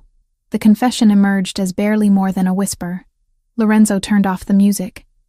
The silence that replaced it felt apocalyptic. He moved to the cream sofa and sat with deliberate care, gesturing to the chair across from him like we were about to have a civilized conversation, rather than watch my entire world collapse. "Sit down, Lucia." The use of my real name made my knees give out. I collapsed into the chair more than sat, my hands gripping the armrests like they were the only solid things in a dissolving reality. "Anthony told me 3 days ago," Lorenzo said, his dark eyes finally showing emotion. Pain, anger, betrayal, all carefully controlled but visible beneath the surface. He'd hired an investigator the week I woke up. Standard security protocol. Found out the truth within days. But he kept it quiet because he was trying to protect me. Give me time to heal before hitting me with more trauma. Lorenzo, let me finish. The command was quiet but absolute. 3 days ago, Anthony came to me because he realized I was planning this exact scenario, bringing you here to prove what I'd already started to suspect. He decided it would be less cruel to prepare me first, to give me time to process before confronting you. So I've known for 3 days that my fiancé died in the accident, that her twin sister has been impersonating her for months, that my entire family conspired to lie to me about the most fundamental truth of my life. Each sentence hit like a physical blow. I doubled over in the chair, sobs tearing from my chest before I could stop them. I'm sorry. I'm so sorry. I never meant, tell me everything. His voice cut through my breakdown with surgical precision. No more lies. No more half-truths. Everything. So I did. Through tears and gasping breaths, I confessed it all. How Isabella had come to me 2 weeks after the accident, when Valentina's body was barely buried. How she'd explained that Lorenzo needed stability to survive, that the shock might kill him or set back his recovery permanently. How she'd convinced me it would be temporary, just until he woke up, just until he could handle the truth. I told him about studying photos and videos until my eyes burned, about practicing Valentina's laugh and gestures and the way she moved through rooms, about the terror of every meal, every conversation, every moment when someone might reference something I didn't know, about the wedding dress I couldn't bring myself to try on, about falling asleep each night, drowning in guilt. I never wanted to hurt you. I finished, my voice wrecked from crying. I thought it would be days, maybe a week or 2. I never imagined it would go on this long. Never thought I'd end up caring about you while wearing my dead sister's face. Lorenzo sat motionless throughout the entire confession, his expression carved from stone. When I finally fell silent, he didn't speak immediately. The pause stretched until I wanted to scream just to break it. Valentina died in my arms, he said eventually. I remember it now, every detail. The way the light left her eyes, the exact moment when I knew she was gone. And then I woke up months later to find her sister sitting beside my bed, wearing her ring, letting me believe in a miracle that never happened. I'm sorry. Stop apologizing. He stood abruptly, pacing to the windows and staring out at the city below. Apologies don't fix this. They don't undo months of deception. They don't bring back the woman I loved or restore the trust you all decided I didn't deserve to have. You're right. Nothing I say will fix this. My mother. He turned back to face me, and the betrayal in his eyes was almost unbearable to witness. Anthony. You. Everyone I should have been able to trust decided I was too fragile to handle the truth. Decided to play with my life like I was a child who needed protection from reality. We were trying to help. By lying to me? His control finally cracked, anger bleeding through in his raised voice. By letting me believe my fiancée survived when she's been dead this entire time? By making me fall for a ghost wearing stolen skin? The accusation hung between us. I'd known this moment would come eventually, but experiencing it was worse than any nightmare I'd imagined. Because he was right. Everything he said was completely, devastatingly right. Get out. The words were quiet again. Bled of emotion. Exhausted rather than angry. Go back to the mansion. Pack your things and get out of my life. I don't want your apologies. I don't want your explanations. I just want you gone. I stood on shaking legs. Lorenzo. Now. He turned back to the window, dismissing me without another glance. Before I say something we'll both regret more than we already do. The drive back to the mansion was a blur. I don't remember traffic or stoplights or anything beyond my hands gripping the steering wheel and the taste of tears I couldn't stop. The security gates opened automatically, recognizing my car, unaware that I was about to be exiled from the sanctuary they protected. I parked and walked straight to my room, moving on autopilot, pulled my single suitcase from the closet and started throwing in the few possessions that actually belonged to me. Most of the clothes I'd been wearing were Valentina's, altered to fit my slightly different proportions. I left them hanging where they'd always belonged, returning borrowed things to their proper owner's ghost. The sound of the door opening made me turn. Isabella stood in the doorway, her elegant composure cracked by obvious distress. She'd been crying, I realized. Mascara smudged beneath her eyes, her carefully maintained appearance disheveled in a way I'd never seen. "Lucia, wait." She moved into the room, hands reaching toward me in supplication. "Please, let me explain." "There's nothing to explain." I continued packing, needing the mechanical activity to keep from collapsing completely. "You asked me to lie to your son." I agreed. "Now he knows and hates both of us. That's the entire story. I was trying to protect him." Her voice broke on the words. "He'd just survived a coma. The doctors said emotional trauma could set back his recovery, might even be fatal given his weakened state. I made a choice based on what I thought would keep him alive. You made a choice that destroyed his trust in everyone around him." I zipped the suitcase with more force than necessary. "That's not protection. That's manipulation disguised as love." "I know." The admission came out as a sob. Isabella sank onto the edge of the bed, her shoulders shaking. I'd never seen her like this, stripped of the careful control that usually defined her. "I know I was wrong. I've known for weeks, maybe months, but I didn't know how to stop it once it started. Didn't know how to tell him the truth without destroying everything. For a moment, I felt something like kinship with this woman who'd orchestrated my deception. We'd both been caught in a trap of our own making, both too cowardly to choose honesty when it might have mattered.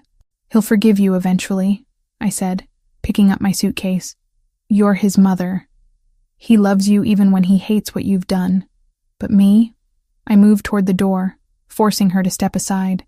"I'm just the woman who impersonated his dead fiancé. He'll never forgive that." "Where will you go?" "My old apartment, if it's still available. If not, somewhere else. Anywhere that isn't here." Isabella reached out one last time, her hand catching my arm. "I'm sorry. For all of it. For asking you to do this. For not stopping it sooner. For ruining your life along with my son's." I looked at her tear-stained face and felt empty of everything except exhaustion. "I know you are. That doesn't change anything." I pulled away and walked out, leaving her crying in the room that had been my prison and my haven for nearly 3 months. Down the hallway where I'd learned to walk like my sister, past the dining room where I'd pretended to love pumpkin gnocchi, through the foyer where I'd first entered as a desperate, grieving woman and became something else entirely. Anthony was waiting by the front door. Of course he was. He'd probably been tracking this entire disaster from a distance, watching the consequences of his own choices unfold. "You did the right thing," he said as I approached. "Not taking any of her things. Starting clean. I didn't do the right thing for 3 months." I set down my suitcase to open the door myself. "Don't pretend one moment of integrity erases everything that came before. Lorenzo will heal. He's stronger than you think." "I hope you're right." And I did, despite everything. Despite the anger and hurt and betrayal.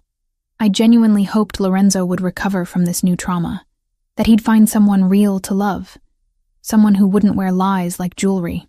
Take care of him. That was always the plan. I left without looking back, loading my pathetic single suitcase into the car and driving away from the mansion's gates.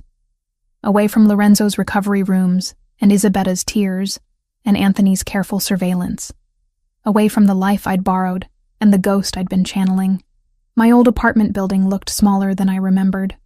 Shabbier, the paint peeling near the entrance, and the hallway smelling like someone had burned dinner 3 days ago and never opened a window. But the super still had my key because I'd never officially moved out. Just quietly stopped coming home while I played dress-up in a world that was never mine. The apartment was exactly as I'd left it. Dust covered every surface. The plants I'd been growing on the windowsill were long dead. Mail had piled up behind the door where the super had been shoving it through the slot. Bills and advertisements and catalogs addressed to Lucia Moretti, proof that this person still existed even when I'd been pretending to be someone else. I dropped my suitcase just inside the door and collapsed onto the old sofa that had been here when I moved in. Too heavy for the previous tenant to bother removing. And then I cried. Not the pretty, delicate tears from movies. ugly, gasping sobs that tore from my chest and left me shaking. I cried for Valentina, dead for months while I paraded around in her identity. Cried for Lorenzo, who'd woken from a coma to a carefully constructed lie. Cried for myself, for the person I'd been before agreeing to this deception, and would never be again. 3 days passed in a haze. I didn't eat, barely drank water, just moved between the sofa and the bed, sleeping in fragments and waking to the crushing weight of what I'd done. My phone buzzed constantly with messages I didn't read, calls I didn't answer. Probably Isabetta, possibly Anthony, not Lorenzo. Never Lorenzo. On the 4th morning, I finally forced myself upright. Showered for the first time since leaving the mansion. Made coffee that tasted like ash but at least contained caffeine. Looked at my reflection and saw a stranger. Not Valentina anymore, but not quite Lucia either. Someone caught between identities, belonging nowhere. I'd destroyed my own life along with Lorenzo's. That was the truth I had to live with now. The cost of playing guardian to someone who never asked for my protection. Of accepting Isabetta's desperate bargain. Of being too weak to confess before Anthony forced the issue. There was no going back. No way to undo the months of deception or restore the trust I'd helped destroy. I could only move forward into whatever future existed beyond this wreckage, carrying the weight of what I'd done like a scar that would never fully heal. Outside my window, the city continued its indifferent rhythm. People going to work, living their lives, completely unaware that mine had just ended in every way that mattered. And I sat alone in my tiny apartment wearing yesterday's clothes, too exhausted even for tears, wondering how anyone recovered from destroying themselves so thoroughly in the name of protecting someone else. By the end of the first week back in my apartment, I'd managed to establish a minimal routine. Wake up, stare at the ceiling, force down coffee, ignore my phone. The messages had slowed from a flood to a trickle, mostly Isabetta's increasingly desperate attempts to check if I was alive. I deleted them without reading past the first few words. The apartment felt smaller each day, the walls closing in like a trap I'd walked into voluntarily. I kept the curtains drawn, unable to face the city outside, or the memories of driving through it in Lorenzo's expensive car, wearing Valentina's clothes, pretending to be someone I'd never been. At 2:47 p.m. on the 4th day, my phone rang with an unknown number. I almost didn't answer.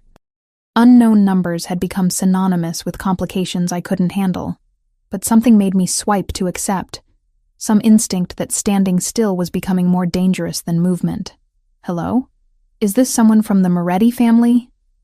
The voice was male, accented with Mandarin inflections that turned certain syllables sharp and clipped. My entire body went cold. Who is this? A low chuckle came through the line, humorous in a way that made my skin crawl. That's not important. What matters is that we've been watching the Ricci mansion very carefully for weeks now. An informant inside their organization reported something interesting. The woman everyone thought was Valentina Moretti left the estate alone, looking upset, carrying a single suitcase. That suggested either a departure or an opportunity. I stood up without conscious decision, moving to the window. My hands shook as I pulled the curtain back just enough to see the street below. A black SUV sat parked directly in front of my building. Even from 3 floors up, I could see 2 men in dark suits standing beside it, looking up at my exact window. We have excellent researchers. The voice continued conversationally.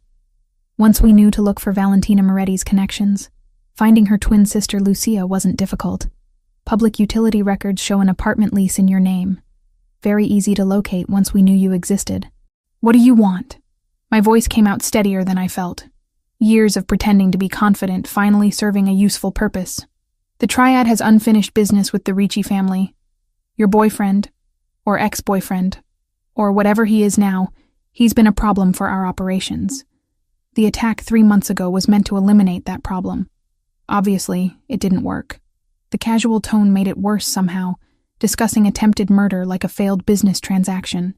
But we've learned that Lorenzo Ricci cares about the Moretti family. First Valentina, now you. That makes you valuable. I'm nobody to him anymore. The truth tasted bitter. You're wasting your time. Perhaps. But we'd like to test that theory. Consider this a courtesy call. We know where you are. We know you're alone. And we're coming up." The line went dead. I stared at the phone for one frozen second before my survival instincts kicked into gear. I had maybe minutes before they breached the building, and my apartment door had the kind of cheap lock that wouldn't slow down professionals for more than 30 seconds. There was only one number that could help me now, even though calling it felt like swallowing glass. Lorenzo answered on the second ring. What? Not a question. Just flat acknowledgement. His voice held none of the warmth I'd grown accustomed to during his recovery. No softness for the woman who'd lied to him for months. The triad found me. The words tumbled out rapid fire. Panic overriding pride. They called. They're outside my building right now. They said they're coming up and I don't know what to do, and I know you hate me, but please. Address. The single word cut through my spiral. Now. I rattled off the apartment number and building address. The information I'd written on dozens of forms and applications back when this place represented independence rather than a hiding spot. Lock every door and window. Stay away from anything with a sight line from outside. I'm sending people. He paused for half a breath. They'll be there in 10 minutes. Don't open the door for anyone else. The call ended before I could thank him or apologize or do anything except follow his instructions. I locked the apartment door and pushed my pathetic sofa in front of it for good measure, knowing it wouldn't stop anyone determined but needing to feel like I was doing something. Checked the windows, made sure they were secure, then crouched in the bathroom with the door locked because it was the only room without external windows. 8 minutes later, I heard shouting from the hallway. Heavy footsteps. Commands delivered in voices that expected immediate obedience. Then silence more terrifying than the noise had been. A knock on the door made me flinch so hard I hit my head on the bathroom wall. Lucia Moretti? A different voice. American accent. Professionally neutral. Lorenzo Ricci sent us. We're here to extract you to a secure location. I emerged from the bathroom on shaking legs, moving the sofa back enough to crack open the door. 4 men in tactical gear stood in my hallway, weapons visible but not pointed at me. Behind them, I could see my neighbors peeking out of doorways with expressions ranging from terror to fascination at the drama unfolding. Where are the men from the SUV? I asked, not moving from the relative safety of my doorway. Detained downstairs for questioning by local authorities. The lead man was built like he'd been carved from concrete, his expression completely neutral. Your building super called it in the moment he saw the force lock. They arrived fast. His gaze swept the corridor once, measuring exits and shadows like a habit. We need to move now. Bring nothing. We'll provide what you need. I grabbed my phone and wallet by reflex, then let them hustle me down the stairs with 2 men in front and 2 behind. A moving box of protection that felt claustrophobic and necessary in equal measure. Outside, 2 more black SUVs had replaced the triad's vehicle. They loaded me into the back of one, and we were moving before I'd even fastened my seatbelt. The drive took 40 minutes through traffic that the driver navigated with aggressive efficiency. We left Manhattan behind, crossed into New Jersey, drove through increasingly suburban neighborhoods until we reached a development that screamed upper-middle-class anonymity. The house they pulled up to looked exactly like its neighbors. 2 stories, neutral siding, landscaping maintained but not ostentatious. The kind of place you'd forget 5 minutes after driving past it. Perfect for hiding someone. They escorted me inside with the same professional efficiency, sweeping through rooms to ensure security before finally relaxing fractionally. The interior was furnished but impersonal, like a model home or an extended stay hotel. Clean surfaces, neutral colors, nothing that suggested actual people lived here. Lorenzo stood in the living room with his back to the door, looking out the window at the quiet street beyond. He'd lost weight, I realized, the suit hanging slightly wrong on his frame. His shoulders carried tension that hadn't been there even in the worst days of his physical therapy. Secure, one of the security team announced. Perimeter is clear. We'll maintain shifts around the clock. Lorenzo nodded without turning. The team dispersed to stations throughout the house, leaving us alone in the living room's carefully neutral space. Thank you, I said to his back, for sending them, for getting me out. Don't thank me yet. He finally turned, and the exhaustion on his face hit me like a physical blow. Dark circles shadowed his eyes, and new lines had appeared around his mouth in just 4 days. This situation is complicated. I can leave. Go somewhere else. Somewhere they won't find me. There is nowhere they won't find you. He moved to the sofa and sat with the careful movements of someone conserving energy. The Triad has been using my relationship with Valentina as leverage for months. The attack 3 months ago wasn't random violence. It was a targeted hit designed to eliminate both me and the woman they believed I loved, removing obstacles to their operations in one strike. I sank into the chair across from him, my legs finally giving out. But Valentina died. They won their leverage. That's what we thought too. Why they backed off after the attack, assumed both of us were dead or broken. His dark eyes held mine with uncomfortable intensity. But someone inside my organization has been feeding them information. That informant reported that you left the mansion, that there was a twin, that you'd been pretending to be Valentina for months. Once they knew you existed, tracking you down through public records was trivial. The pieces clicked into place with sickening clarity. So now I'm the leverage again. Now you're a liability they want to eliminate, and a tool they could potentially use against me. He leaned back, closing his eyes briefly. When he opened them again, something harder had settled into his expression. Which brings us to why you're here instead of somewhere else. Because you're protecting me. It felt presumptuous saying it out loud, assuming he'd extend protection to the woman who'd betrayed him so thoroughly. Because I won't let the Triad use another Moretti sister as a playing piece in their war with my family. The correction was sharp, deliberately cutting. This isn't about you specifically, Lucia. It's about not giving them weapons to use against us.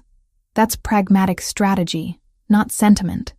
The words landed exactly as he'd intended them to, drawing clear lines between protection and caring, between what he was willing to do and what he was willing to feel. I nodded, swallowing around the lump in my throat. Understood. You'll stay here under security until we resolve this.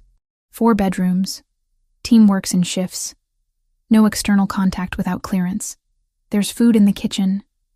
Basic supplies in the bathrooms. You're not a prisoner, but you're not free to leave either. How long? Until I eliminate the threat. Or negotiate a truce that keeps you off their target list. He stood. The conversation apparently concluded in his mind. Try to stay out of the way. I have work to do. The first week at the safe house passed in strange, suspended animation. Lorenzo worked from a converted bedroom office, taking video calls and managing operations through encrypted channels I wasn't allowed to observe. The security team rotated through shifts with military precision, acknowledging me with nods, but no conversation beyond necessary communication. I existed in the negative space between captivity and safety, free to move through the house but trapped within its walls by threats I couldn't see. I read books from the surprisingly well-stocked shelves, cooked meals that Lorenzo ate mechanically when reminded, tried not to think about how my entire life had collapsed into this anonymous suburban prison. On the 8th night, everything changed. I couldn't sleep, restless energy making the bedroom feel claustrophobic. I wandered downstairs around 2 a.m. to find Lorenzo still working in his office, the blue light from multiple monitors painting his face in harsh angles. His door was cracked open, and I could hear him speaking in rapid Italian to someone on a call. I was about to retreat when I heard something else. A second conversation happening in the background of Lorenzo's call. Voices speaking what I initially thought was Italian, but resolved into Mandarin Chinese as I focused. My college degree had been in comparative literature with a focus on Asian languages. I'd loved it. Spent 4 years immersed in Chinese literature and culture before dropping out to help Valentina when her life had imploded. The language came back like muscle memory as I listened to the background conversation bleeding through Lorenzo's call. They were speaking in code, but it was cultural code. References to classical Chinese literature that would sound like nonsense to anyone who hadn't studied it extensively. The general prepares his horses at dawn wasn't about animals. It was a reference to a famous military strategy poem about surprise attacks at first light. They were planning something for dawn, something involving the Ricci family's operations. I knocked on the office door frame. Lorenzo's head snapped up, irritation flashing across his face at the interruption. He held up a finger, finishing his call before addressing me. It's the middle of the night. That conversation your contact was having in the background, the Mandarin one. I moved into the office despite not being invited. They're planning an attack. Tomorrow at dawn. On your warehouse, I think, based on the reference to storing grain during winter. Lorenzo stared at me for 3 full seconds. You speak Mandarin. I studied Chinese literature in college. That wasn't casual conversation. It was coded military strategy hidden in classical references. The words tumbled out rushed as I tried to explain. The phrase about preparing horses at dawn, it's from Sun Tzu's commentaries. It means early morning attack. And the winter grain storage is probably literal, your actual warehouse where you store shipments. He was already pulling up files on his computer, cross-referencing information I couldn't see. The Eastern warehouse. We have a major shipment coming in tomorrow, valuable enough that losing it would cost us millions, and political capital we can't afford to lose. Can you move it? Not in time. But I can be ready when they hit us. He pulled out his phone, started making calls with clipped efficiency. Anthony, we have credible intelligence about an attack on the Eastern facility. Dawn tomorrow. I need everyone available there in defensive positions by 5 a.m. I backed out of the office, letting him coordinate the response. My part was done.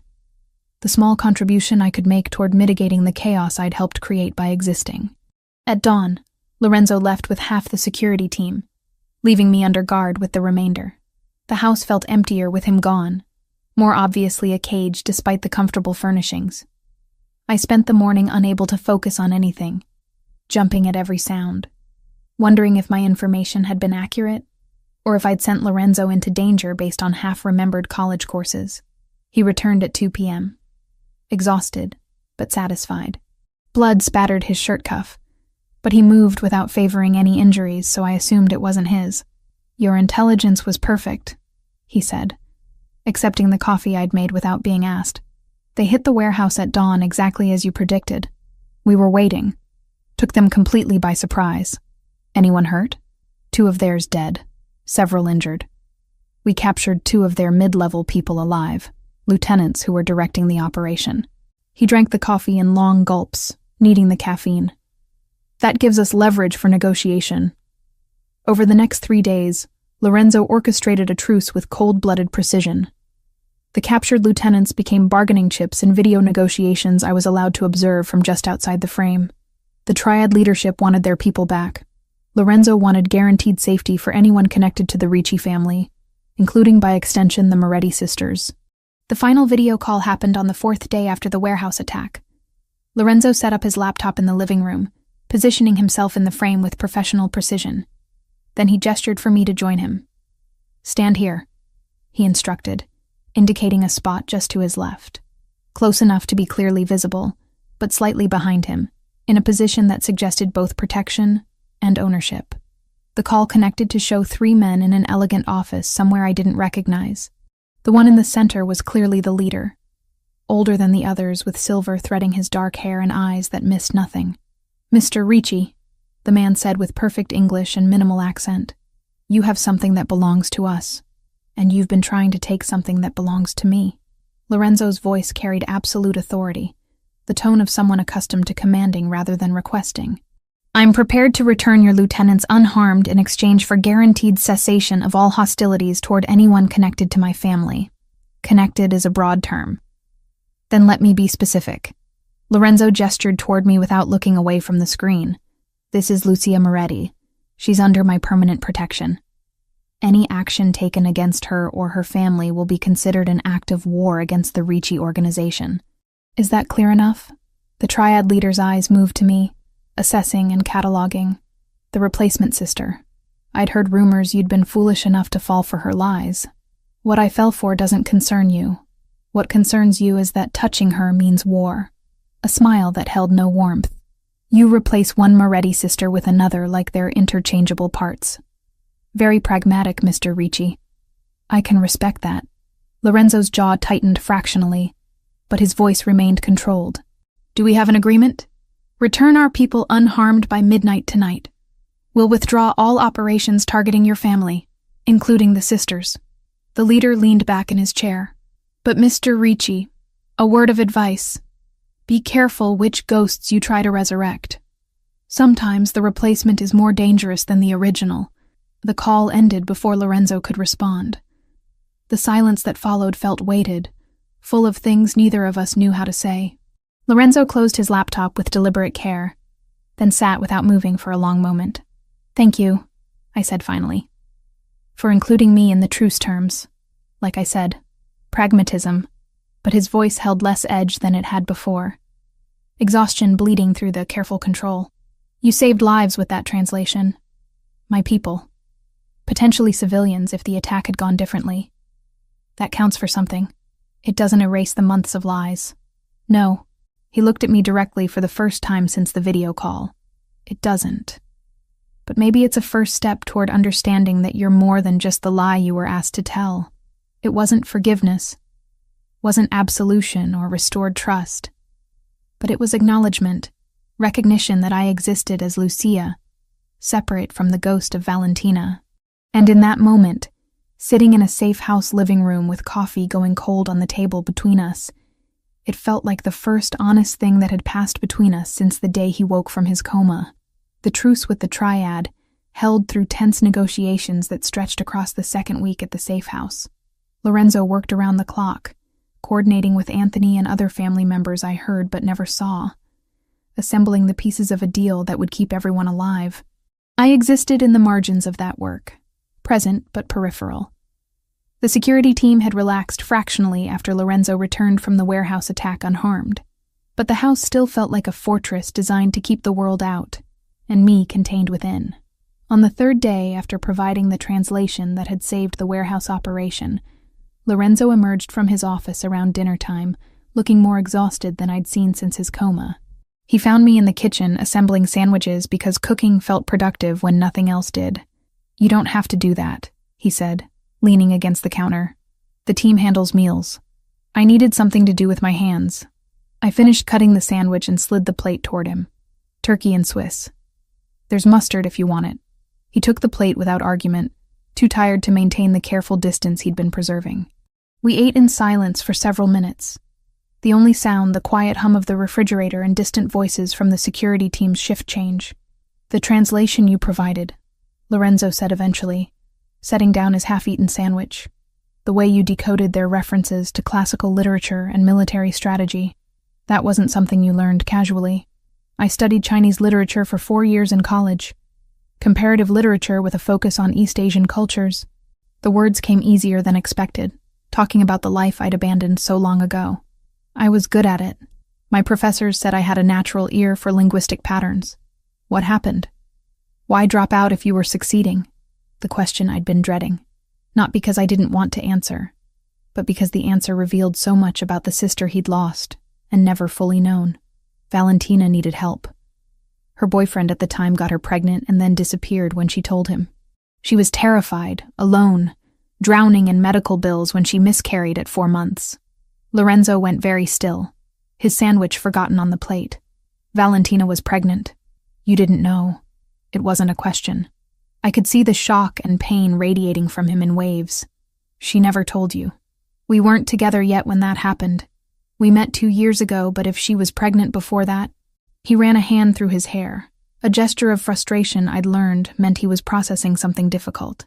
Why wouldn't she tell me later, when we got serious? I think she was ashamed. Not of the pregnancy itself, but of how alone she'd been. How completely that guy had abandoned her when she needed him most. I moved around the kitchen island, needing distance from the pain I was causing. She told me she never wanted to be that vulnerable again. Never wanted to need someone so desperately that losing them would destroy her. So she built walls. Lorenzo's voice had gone quiet, introspective, kept parts of herself separate. I always thought she was just independent, that she valued her privacy. I didn't realize she was protecting herself from being hurt again. She loved you. That was real. But the parts of herself she kept hidden, those were real too. I hesitated, then added, I'm not sure you knew her as completely as you thought you did. I'm not sure anyone did. He processed this in silence, his dark eyes distant with thoughts I couldn't read. When he finally spoke again, his voice carried a weight of realization. You gave up your education to help her through that. Dropped out to work and cover her medical bills. She was my sister, my twin. We'd shared everything since before we were born. How could I not help her when she needed me? And then she built a life you weren't part of. There was no judgment in his tone, just observation. met me, got engaged, kept her apartment in Manhattan separate from the family she'd come from. Left you behind. The words stung because they were true. Valentina had climbed out of the hole that pregnancy and abandonment had dug. And she'd done it by creating distance from everything that reminded her of being vulnerable, including me. She didn't mean it as rejection, I said, though I wasn't sure I believed that completely. She was trying to become someone new, someone who couldn't be hurt the way she'd been hurt before. But it left you working 2 jobs to pay rent on an apartment you could barely afford, while she wore designer clothes and planned a wedding that probably cost more than you made in a year. Lorenzo stood, pacing to the window with restless energy. I gave her everything she wanted. Money, status, protection. And I never knew she had a twin sister struggling to survive. She kept us separate on purpose. I think she was afraid that if you knew too much about where she came from, you'd see her differently, as less than the polished woman she'd worked so hard to become. He turned to face me, and something in his expression had shifted. Not forgiveness exactly, but understanding. The woman I loved was more complicated than I gave her credit for, and the woman who's been pretending to be her is someone completely different than I assumed. I'm not her. I never was, even when I was trying my hardest to be. No, you're not. He moved back to the counter, finishing his sandwich with mechanical efficiency. You're the sister who sacrificed her future to help family, who learned languages because you genuinely loved them, not because they were useful tools, who translated enemy communications in the middle of the night and probably saved lives without expecting anything in return. The assessment felt too generous, like he was building me into someone better than I actually was.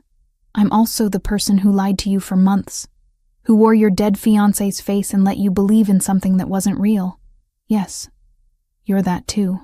The acknowledgement hurt more than anger would have. I don't know how to reconcile those things yet.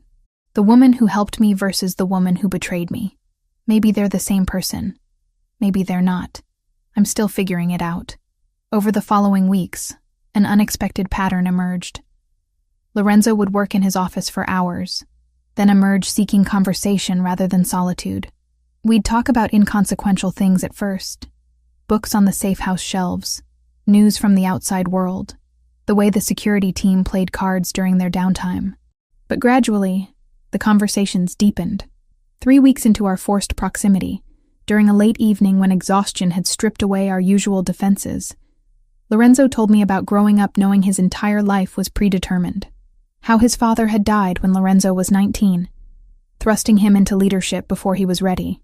How Anthony had wanted to take over, but family tradition dictated the role go to the younger brother, who'd been groomed for it since birth. I never had a choice, he said, staring into whiskey he'd poured but barely touched. Not about the business, not about the violence that comes with it, not about building my entire identity around being the boss everyone feared.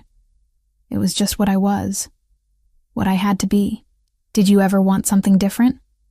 I asked from my position on the opposite sofa, maintaining the physical distance we'd wordlessly agreed upon. Every day for the first 5 years.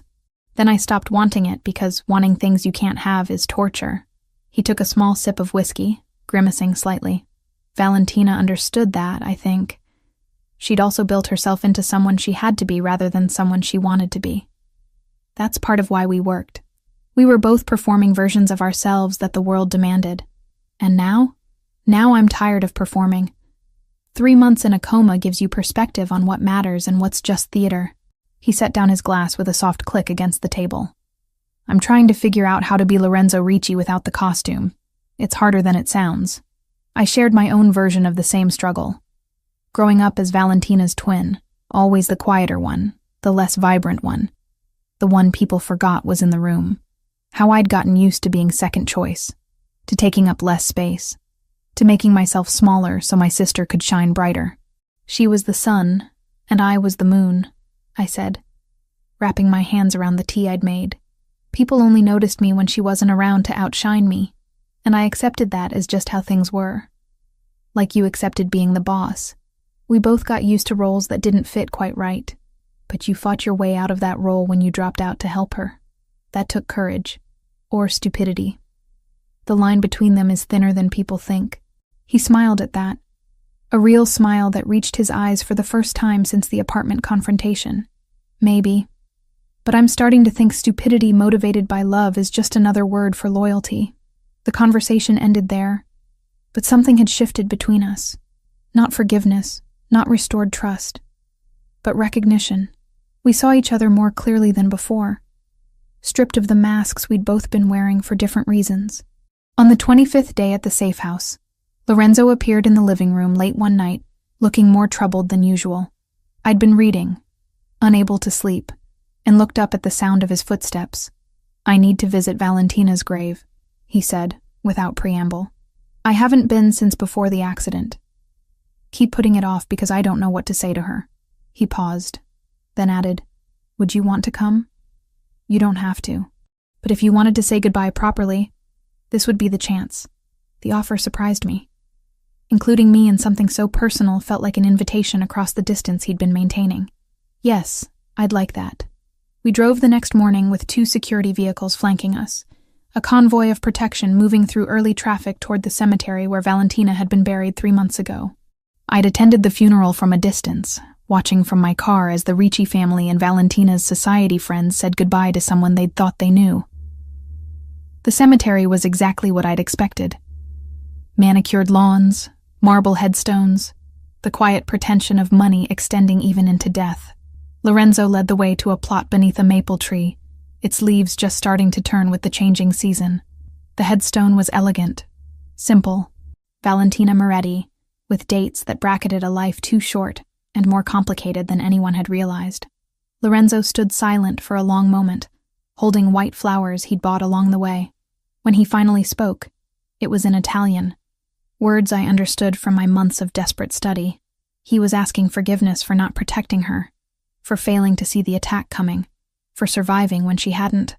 I waited until he stepped back before placing my own offering. A letter I'd written in the pre-dawn hours, trying to articulate an apology that could never be adequate. I'd sealed it in waterproof plastic so the rain wouldn't destroy it, then tucked it against the base of the headstone, where flowers and time would eventually cover it. We cried separately, standing meters apart, mourning the same person from different angles. Lorenzo had lost his future. I'd lost my past. And neither of us could undo the fact that she was gone. On the drive back, Lorenzo broke the silence. "My mother has been calling. 10 times this week, maybe more. She wants to apologize, explain why she orchestrated everything. Will you answer? Eventually. She's my mother. I can't hate her forever even though part of me wants to right now." His hands tightened on the steering wheel. "But I can't look at her yet without feeling betrayed. Without wondering what else she'd be willing to lie about to protect me. I understand that feeling." I stared out the window at the suburbs rolling past. I feel the same way about myself. Looking in mirrors is complicated these days. "We're quite a pair," he said with dark humor. "Both of us betrayed by people we trusted. Both of us trying to figure out how to exist after everything fell apart. At least we're consistent in our dysfunction." That earned another small smile. There's something to be said for symmetry. 4 weeks after the warehouse attack, Lorenzo summoned me to his office with the formal tone he used for business rather than the casual conversations we'd fallen into. I entered to find him behind his desk, every inch the crime boss rather than the exhausted man I'd been talking to late at night. "The truce with the triad is holding," he said, gesturing for me to sit. "Our intelligence suggests they're satisfied with the terms and have moved their focus to other territories. Which means you're no longer in immediate danger. Relief, and something that felt uncomfortably like disappointment warred in my chest. That's good news. It means you can return to a normal life, not your old apartment. That's too exposed and they know the location. But I've arranged for a secure building with monitoring, top-floor unit with good sight lines and controlled access." He slid a folder across the desk. "Lease is already paid for 6 months. There's also a security stipend to cover monitoring costs and any other necessities." I opened the folder to find apartment details and financial information that was far more generous than necessary. "Lorenzo, I can't accept." "You can, and you will. You risked your life because of my family's enemies. The least I can do is ensure you're safe and comfortable going forward." His tone left no room for argument. "There's also information about a language services company that's looking for contractors with Mandarin skills. I may have mentioned your qualifications to their hiring manager. You're setting me up with a job? I'm providing a reference. What you do with it is your choice. He leaned back in his chair, and for the first time I saw uncertainty beneath the professional facade. You don't belong here, Lucia. In this house, in my world, in the life you were pretending to live. You deserve the chance to build something real, something that's actually yours. The dismissal was clear, wrapped in generosity but ultimately a door closing. He was giving me freedom because he didn't want the reminder of what I'd done, the walking evidence of months of deception. I understood it intellectually, even as it carved something hollow in my chest. When do I leave? Whenever you're ready. Tomorrow, next week. The apartment is available now. I stood, taking the folder with its promise of a new life built on foundations I hadn't earned. Thank you. For everything. For saving me. For the apartment. For the job reference. For not hating me as much as you have every right to. I'm working on not hating anyone, he said quietly. It takes too much energy, and I need all I have for figuring out what comes next. What does come next? For you? I don't know yet. That's the terrifying part. He looked at me directly, and in his dark eyes I saw the same uncertainty I felt every morning. But I know it starts with truth. No more performances, no more becoming what other people need me to be. Just figuring out who Lorenzo Ricci actually is underneath all the masks. I hope you find him, the real version. He's probably worth knowing. Same to you. Lucia Moretti without the costumes. I suspect she's more interesting than the ghost she was pretending to be. I left his office with the folder clutched in my hands, and the weight of goodbye settling over everything. The safe house that had been my prison and sanctuary would become just another place I'd lived briefly. Another chapter in the fragmented story of a life I was still learning how to live honestly. I moved into the secured apartment 2 days later, carrying the same single suitcase I'd fled the Ricci mansion with weeks ago. The building was everything Lorenzo had promised. Controlled access, security cameras covering every angle, a top-floor unit with windows that looked out over the city rather than facing other buildings where snipers could position themselves. The space was furnished in that same impersonal way the safe house had been. Neutral colors and functional pieces that suggested no one's actual taste.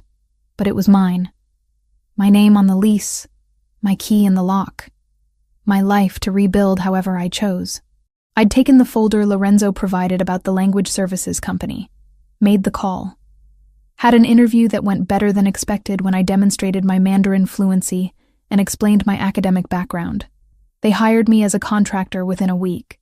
Translation work I could do remotely without committing to an office where my past might catch up with me. It wasn't the career I'd dreamed about in college, but it was honest work using skills I'd actually earned rather than stolen from my sister's life. That counted for something. The first 2 weeks alone felt like learning to breathe in a different atmosphere. No security team rotating through shifts. No Lorenzo emerging from his office at odd hours seeking conversation. Just me and the quiet apartment, and the work that filled my days with purpose, even when it couldn't fill the hollow spaces grief and guilt had carved out. Isabetta called on a Tuesday afternoon, while I was reviewing a particularly complex technical translation. I almost didn't answer, seeing her name on the screen and feeling my stomach clench with remembered shame.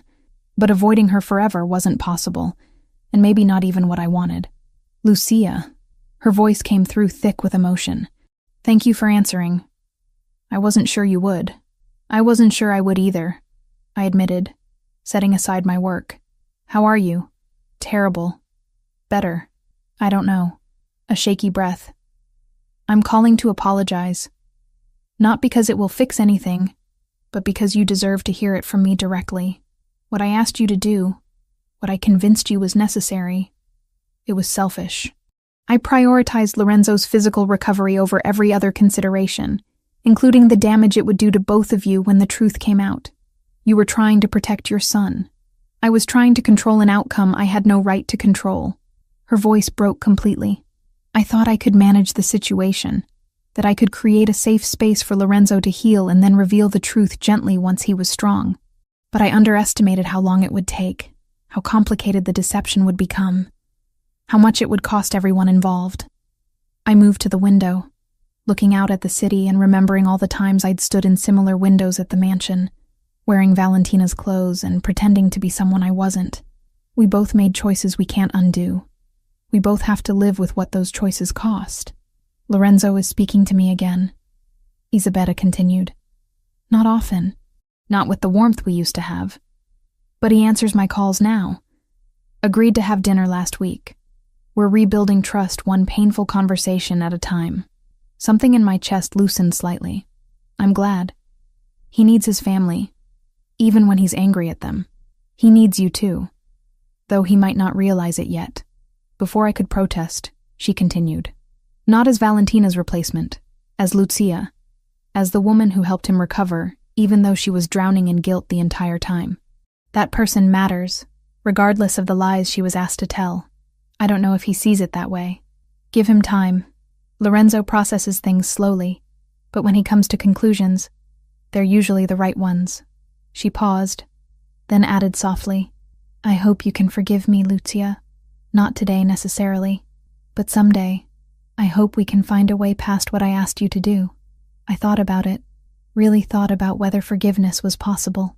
Isabetta had manipulated me, yes. Had used my grief and desperation and love for my sister to orchestrate an elaborate deception.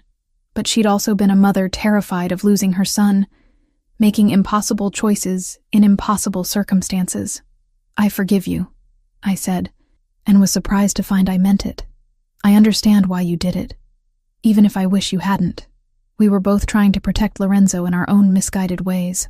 That has to count for something, she cried then, relief and gratitude pouring through the phone in barely coherent words. We talked for another 20 minutes, cautiously rebuilding a connection that had been based on lies, but maybe didn't have to stay that way. When we finally hung up, I felt lighter somehow, as if forgiving her had also created space to forgive myself, just slightly. 1 month and 3 days after leaving the safe house, someone knocked on my apartment door at 7 p.m. I checked the security camera feed on my phone before answering, a habit Lorenzo's people had drilled into me during the weeks of active threat. Lorenzo stood in my hallway holding flowers. My heart did something complicated and painful in my chest. I opened the door slowly, taking in his appearance with the kind of attention you give to something you thought you'd lost. He looked better than he had at the safe house. The weight he'd lost during his coma and its aftermath had started to return. The exhaustion that had been carved into his features had softened into something more manageable. He wore casual clothes, jeans, and a dark sweater, looking more human and less like the crime boss who'd orchestrated truces and ordered operations. These are for you, he said, holding out the flowers. They were coral-colored, unusual, and beautiful. Nothing like the traditional roses that would have felt loaded with implications. I didn't know what you liked, so I asked the florist for something that felt like new beginnings. I took the flowers, their stems cool against my palms. They're perfect. Do you want to come in? He entered with the careful movements of someone navigating unfamiliar territory, looking around the apartment I'd been living in for a month. It's nice. Better than that place you were in before, at least from the security assessment. Much better. The job you helped me get pays well enough that I could have afforded something decent on my own, but this is definitely an upgrade. I found a vase under the sink and started arranging the flowers, needing something to do with my hands. How are you? How's the restructuring going? Slowly. Convincing old school members that we need to move away from certain activities is like trying to turn an ocean liner with a canoe paddle. But Anthony supports the changes, and together we're making progress. He settled on the edge of the sofa. Not quite relaxed, but not as rigid as he'd been. I've been thinking about what Valentina used to say, about legitimacy, about building something that didn't require violence as its foundation. I dismissed it then because I thought she was being naive. Now I'm starting to think she was just seeing clearer than I was. She'd be proud of you for trying. Maybe. Or maybe she'd point out I should have listened years ago instead of waiting until I nearly died to take her seriously. He pulled a small box from his jacket pocket and set it on the coffee table between us. I brought you something else. I sat across from him, leaving the safety of distance, and picked up the box. Inside, nestled in dark velvet, was the platinum ring I'd worn for 3 months. Valentina's engagement ring. the symbol of everything I'd pretended to be. "It belongs to her memory," Lorenzo said quietly. "Not to you, not to anyone else. I had it cleaned and reset in its original box. But I wanted you to see it one more time, to understand something." "What?" "That I know why you accepted my family's request. You weren't trying to hurt me or steal Valentina's place. You were trying to help, in the only way they gave you to help. And while I'm still processing the betrayal, I'm starting to understand the impossible position you were in." He leaned forward, elbows on his knees. "This ring represents a promise I made to someone who's gone. But maybe it's time to stop living in that past and figure out what the future could look like." I closed the box carefully, the weight of it somehow both heavy and liberating. "What does that mean?" "It means I'd like to take you to dinner. Not as an obligation, not because of security concerns or family pressure. Just as two people who've been through something terrible together and might want to see if there's anything worth building on the other side." His dark eyes held mine, vulnerable in a way I'd only seen during his worst moments of recovery. "I want to know who Lucia Moretti is when she's not pretending to be anyone else. If you're willing to show me." The invitation hung between us, weighted with possibility and risk in equal measure. This was a chance to start over, to build something real from the wreckage of what we'd both lost. But it was also terrifying, exposing myself to someone who'd seen me at my absolute worst and had every reason to never trust me again. "Yes," I said, because the alternative was letting fear make my decisions for the rest of my life. "I'd like that. I'd like to see who we both are when we're not wearing masks." "Saturday? There's a restaurant in Brooklyn. Small place that doesn't cater to the usual crowd. We could just be two people having dinner. Saturday works." He stood, and I walked him to the door. Before leaving, he paused in the doorway. "This won't be easy. I can't promise I've completely forgiven you, or that I won't have moments where the betrayal hits me fresh. But I think we both deserve the chance to figure out if there's something real here, underneath all the lies and trauma. I'll take complicated and real over simple and false any day." A small smile touched his lips. "Good. That's what we've got." The dinners became weekly rituals over the next 3 months. We met at different restaurants, always in neighborhoods where Lorenzo's reputation didn't precede him, places where we could talk without performing for audiences who expected certain behavior from a crime boss and his companion. We talked about everything except the immediate past, giving ourselves space to be people rather than victims of circumstance. Lorenzo told me about his plans to restructure the family business, moving resources toward legitimate enterprises and slowly extracting them from the violent operations that had defined previous generations. It was work that would take years, and came with resistance from all sides. But he was committed to honoring what Valentina had asked for, even if she'd never see the results. I told him about returning to school online, taking literature courses again after so many years away from academia, about the satisfaction of translation work, the puzzle of making meaning transfer across languages and cultures, about slowly rebuilding a life that felt like mine rather than something borrowed or stolen. We avoided the minefield of what had happened between us, not out of cowardice, but strategic patience. Some wounds needed time before they could be examined without causing more damage. 3 months into our weekly dinners, Lorenzo picked me up at my apartment with a nervousness I'd never seen in him before. We'd fallen into comfortable patterns by then, easy conversation and careful boundaries. But tonight felt different somehow. The restaurant was one we'd been to before, a quiet Italian place where the owner knew Lorenzo, but didn't make a fuss about his presence. We ordered food we barely tasted, both of us dancing around something neither knew how to say directly. "I've been seeing a therapist," Lorenzo said halfway through the meal, setting down his fork with deliberate care. "Anthony suggested it months ago, and I finally took his advice. Trying to process everything that happened, the coma, the lies, losing Valentina, all of it. How's that going?" "Slowly. Painfully. Productively, I think." He took a sip of wine, organizing his thoughts. "One thing we talk about a lot is the difference between the person I was with Valentina and the person I am now. How trauma changes you in ways you can't undo, and maybe that's not entirely bad." "What do you mean?" "The man who got engaged to your sister was performing a role. The powerful boss, the controlled leader, the person who had everything figured out. I thought that's what she wanted. what everyone wanted, but that person was exhausting to be. And I'm not sure he was particularly real. He looked at me directly. The person I am now, after everything. He's messier, more uncertain, but maybe more honest. I like this version, I said quietly. Messy and uncertain beats polished and fake. That's what I'm hoping. He reached across the table, palm up, an invitation rather than a demand. I placed my hand in his, feeling the calluses from his physical therapy and the warmth that still sent electricity through my nervous system. Lucia, I need to ask you something important. My heart rate kicked up.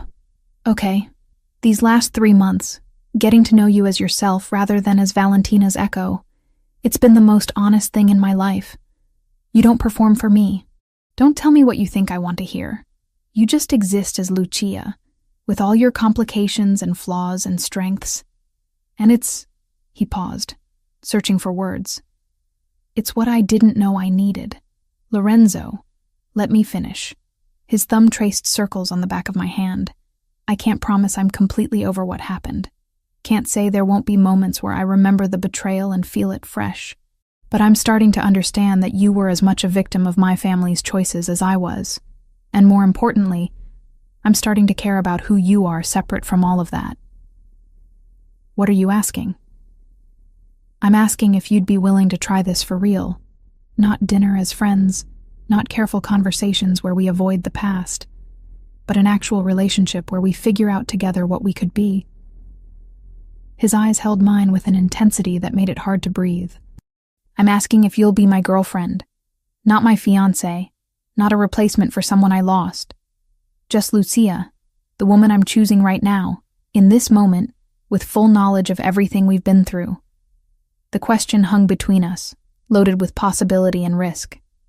This was everything I'd been afraid to want, offered freely by someone who had every reason to keep his distance. It was terrifying and perfect, and more than I'd thought I deserved. Yes, I said, and watched relief flood his expression. Yes, I want to try. I want to see what we could build when it's real from the start. He stood and moved to my side of the table, pulling me up and into a kiss that tasted like wine and promises and new beginnings. It was different from that first kiss in the therapy room months ago, that test of recognition and memory. This was acknowledgement.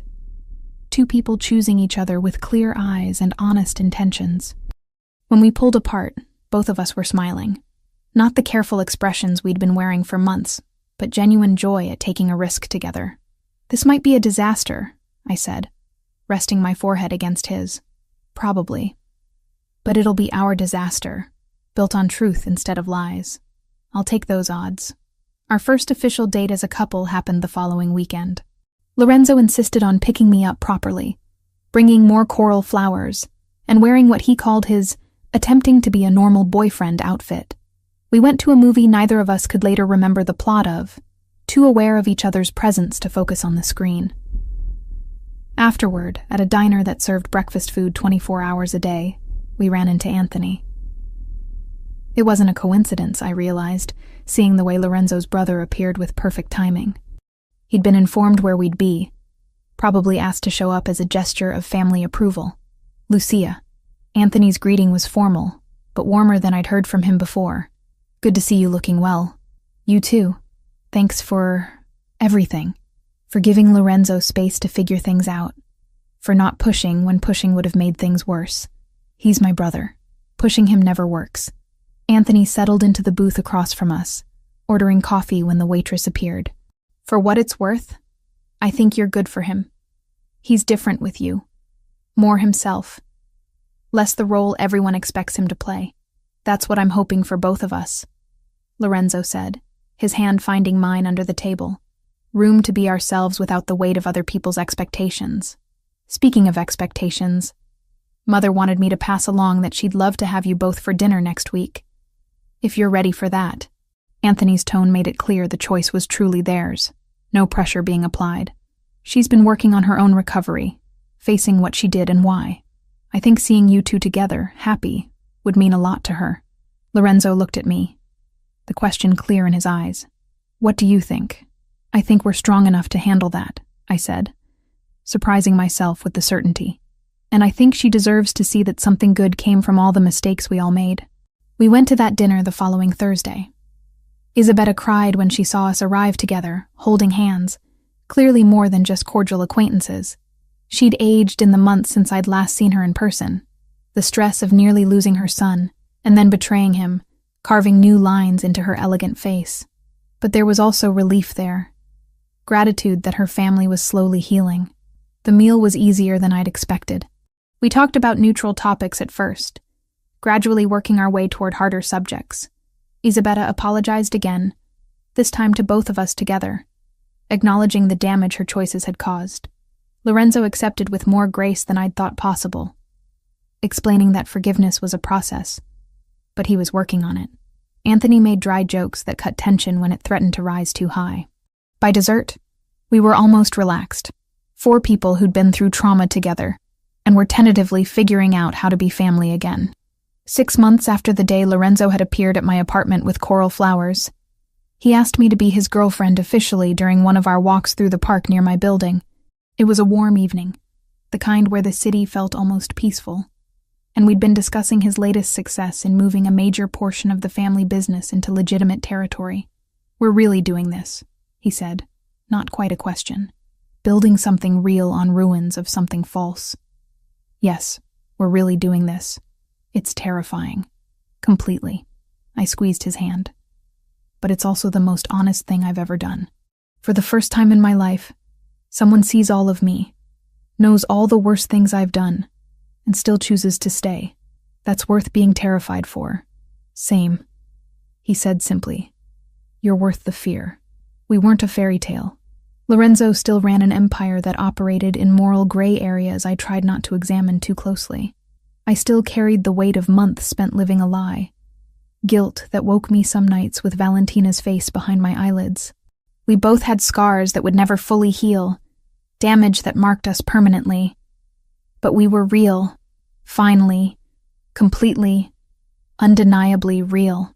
2 people who'd been broken by impossible circumstances, and were slowly teaching each other how to be whole again, not by forgetting what had happened, but by choosing to build something new from the pieces that remained. It wasn't the ending either of us had imagined. But standing in that park with Lorenzo's hand in mine, the city lights coming on as evening settled, I realized it was better than anything I'd dared to hope for during those desperate months of deception. We were Lucia and Lorenzo. Not echoes of other people, not performances for audiences who expected certain behaviors. Just ourselves, messy and complicated, and trying our best to be honest in a world that rewarded lies. And somehow, impossibly, that was more than satisfactory. It was everything.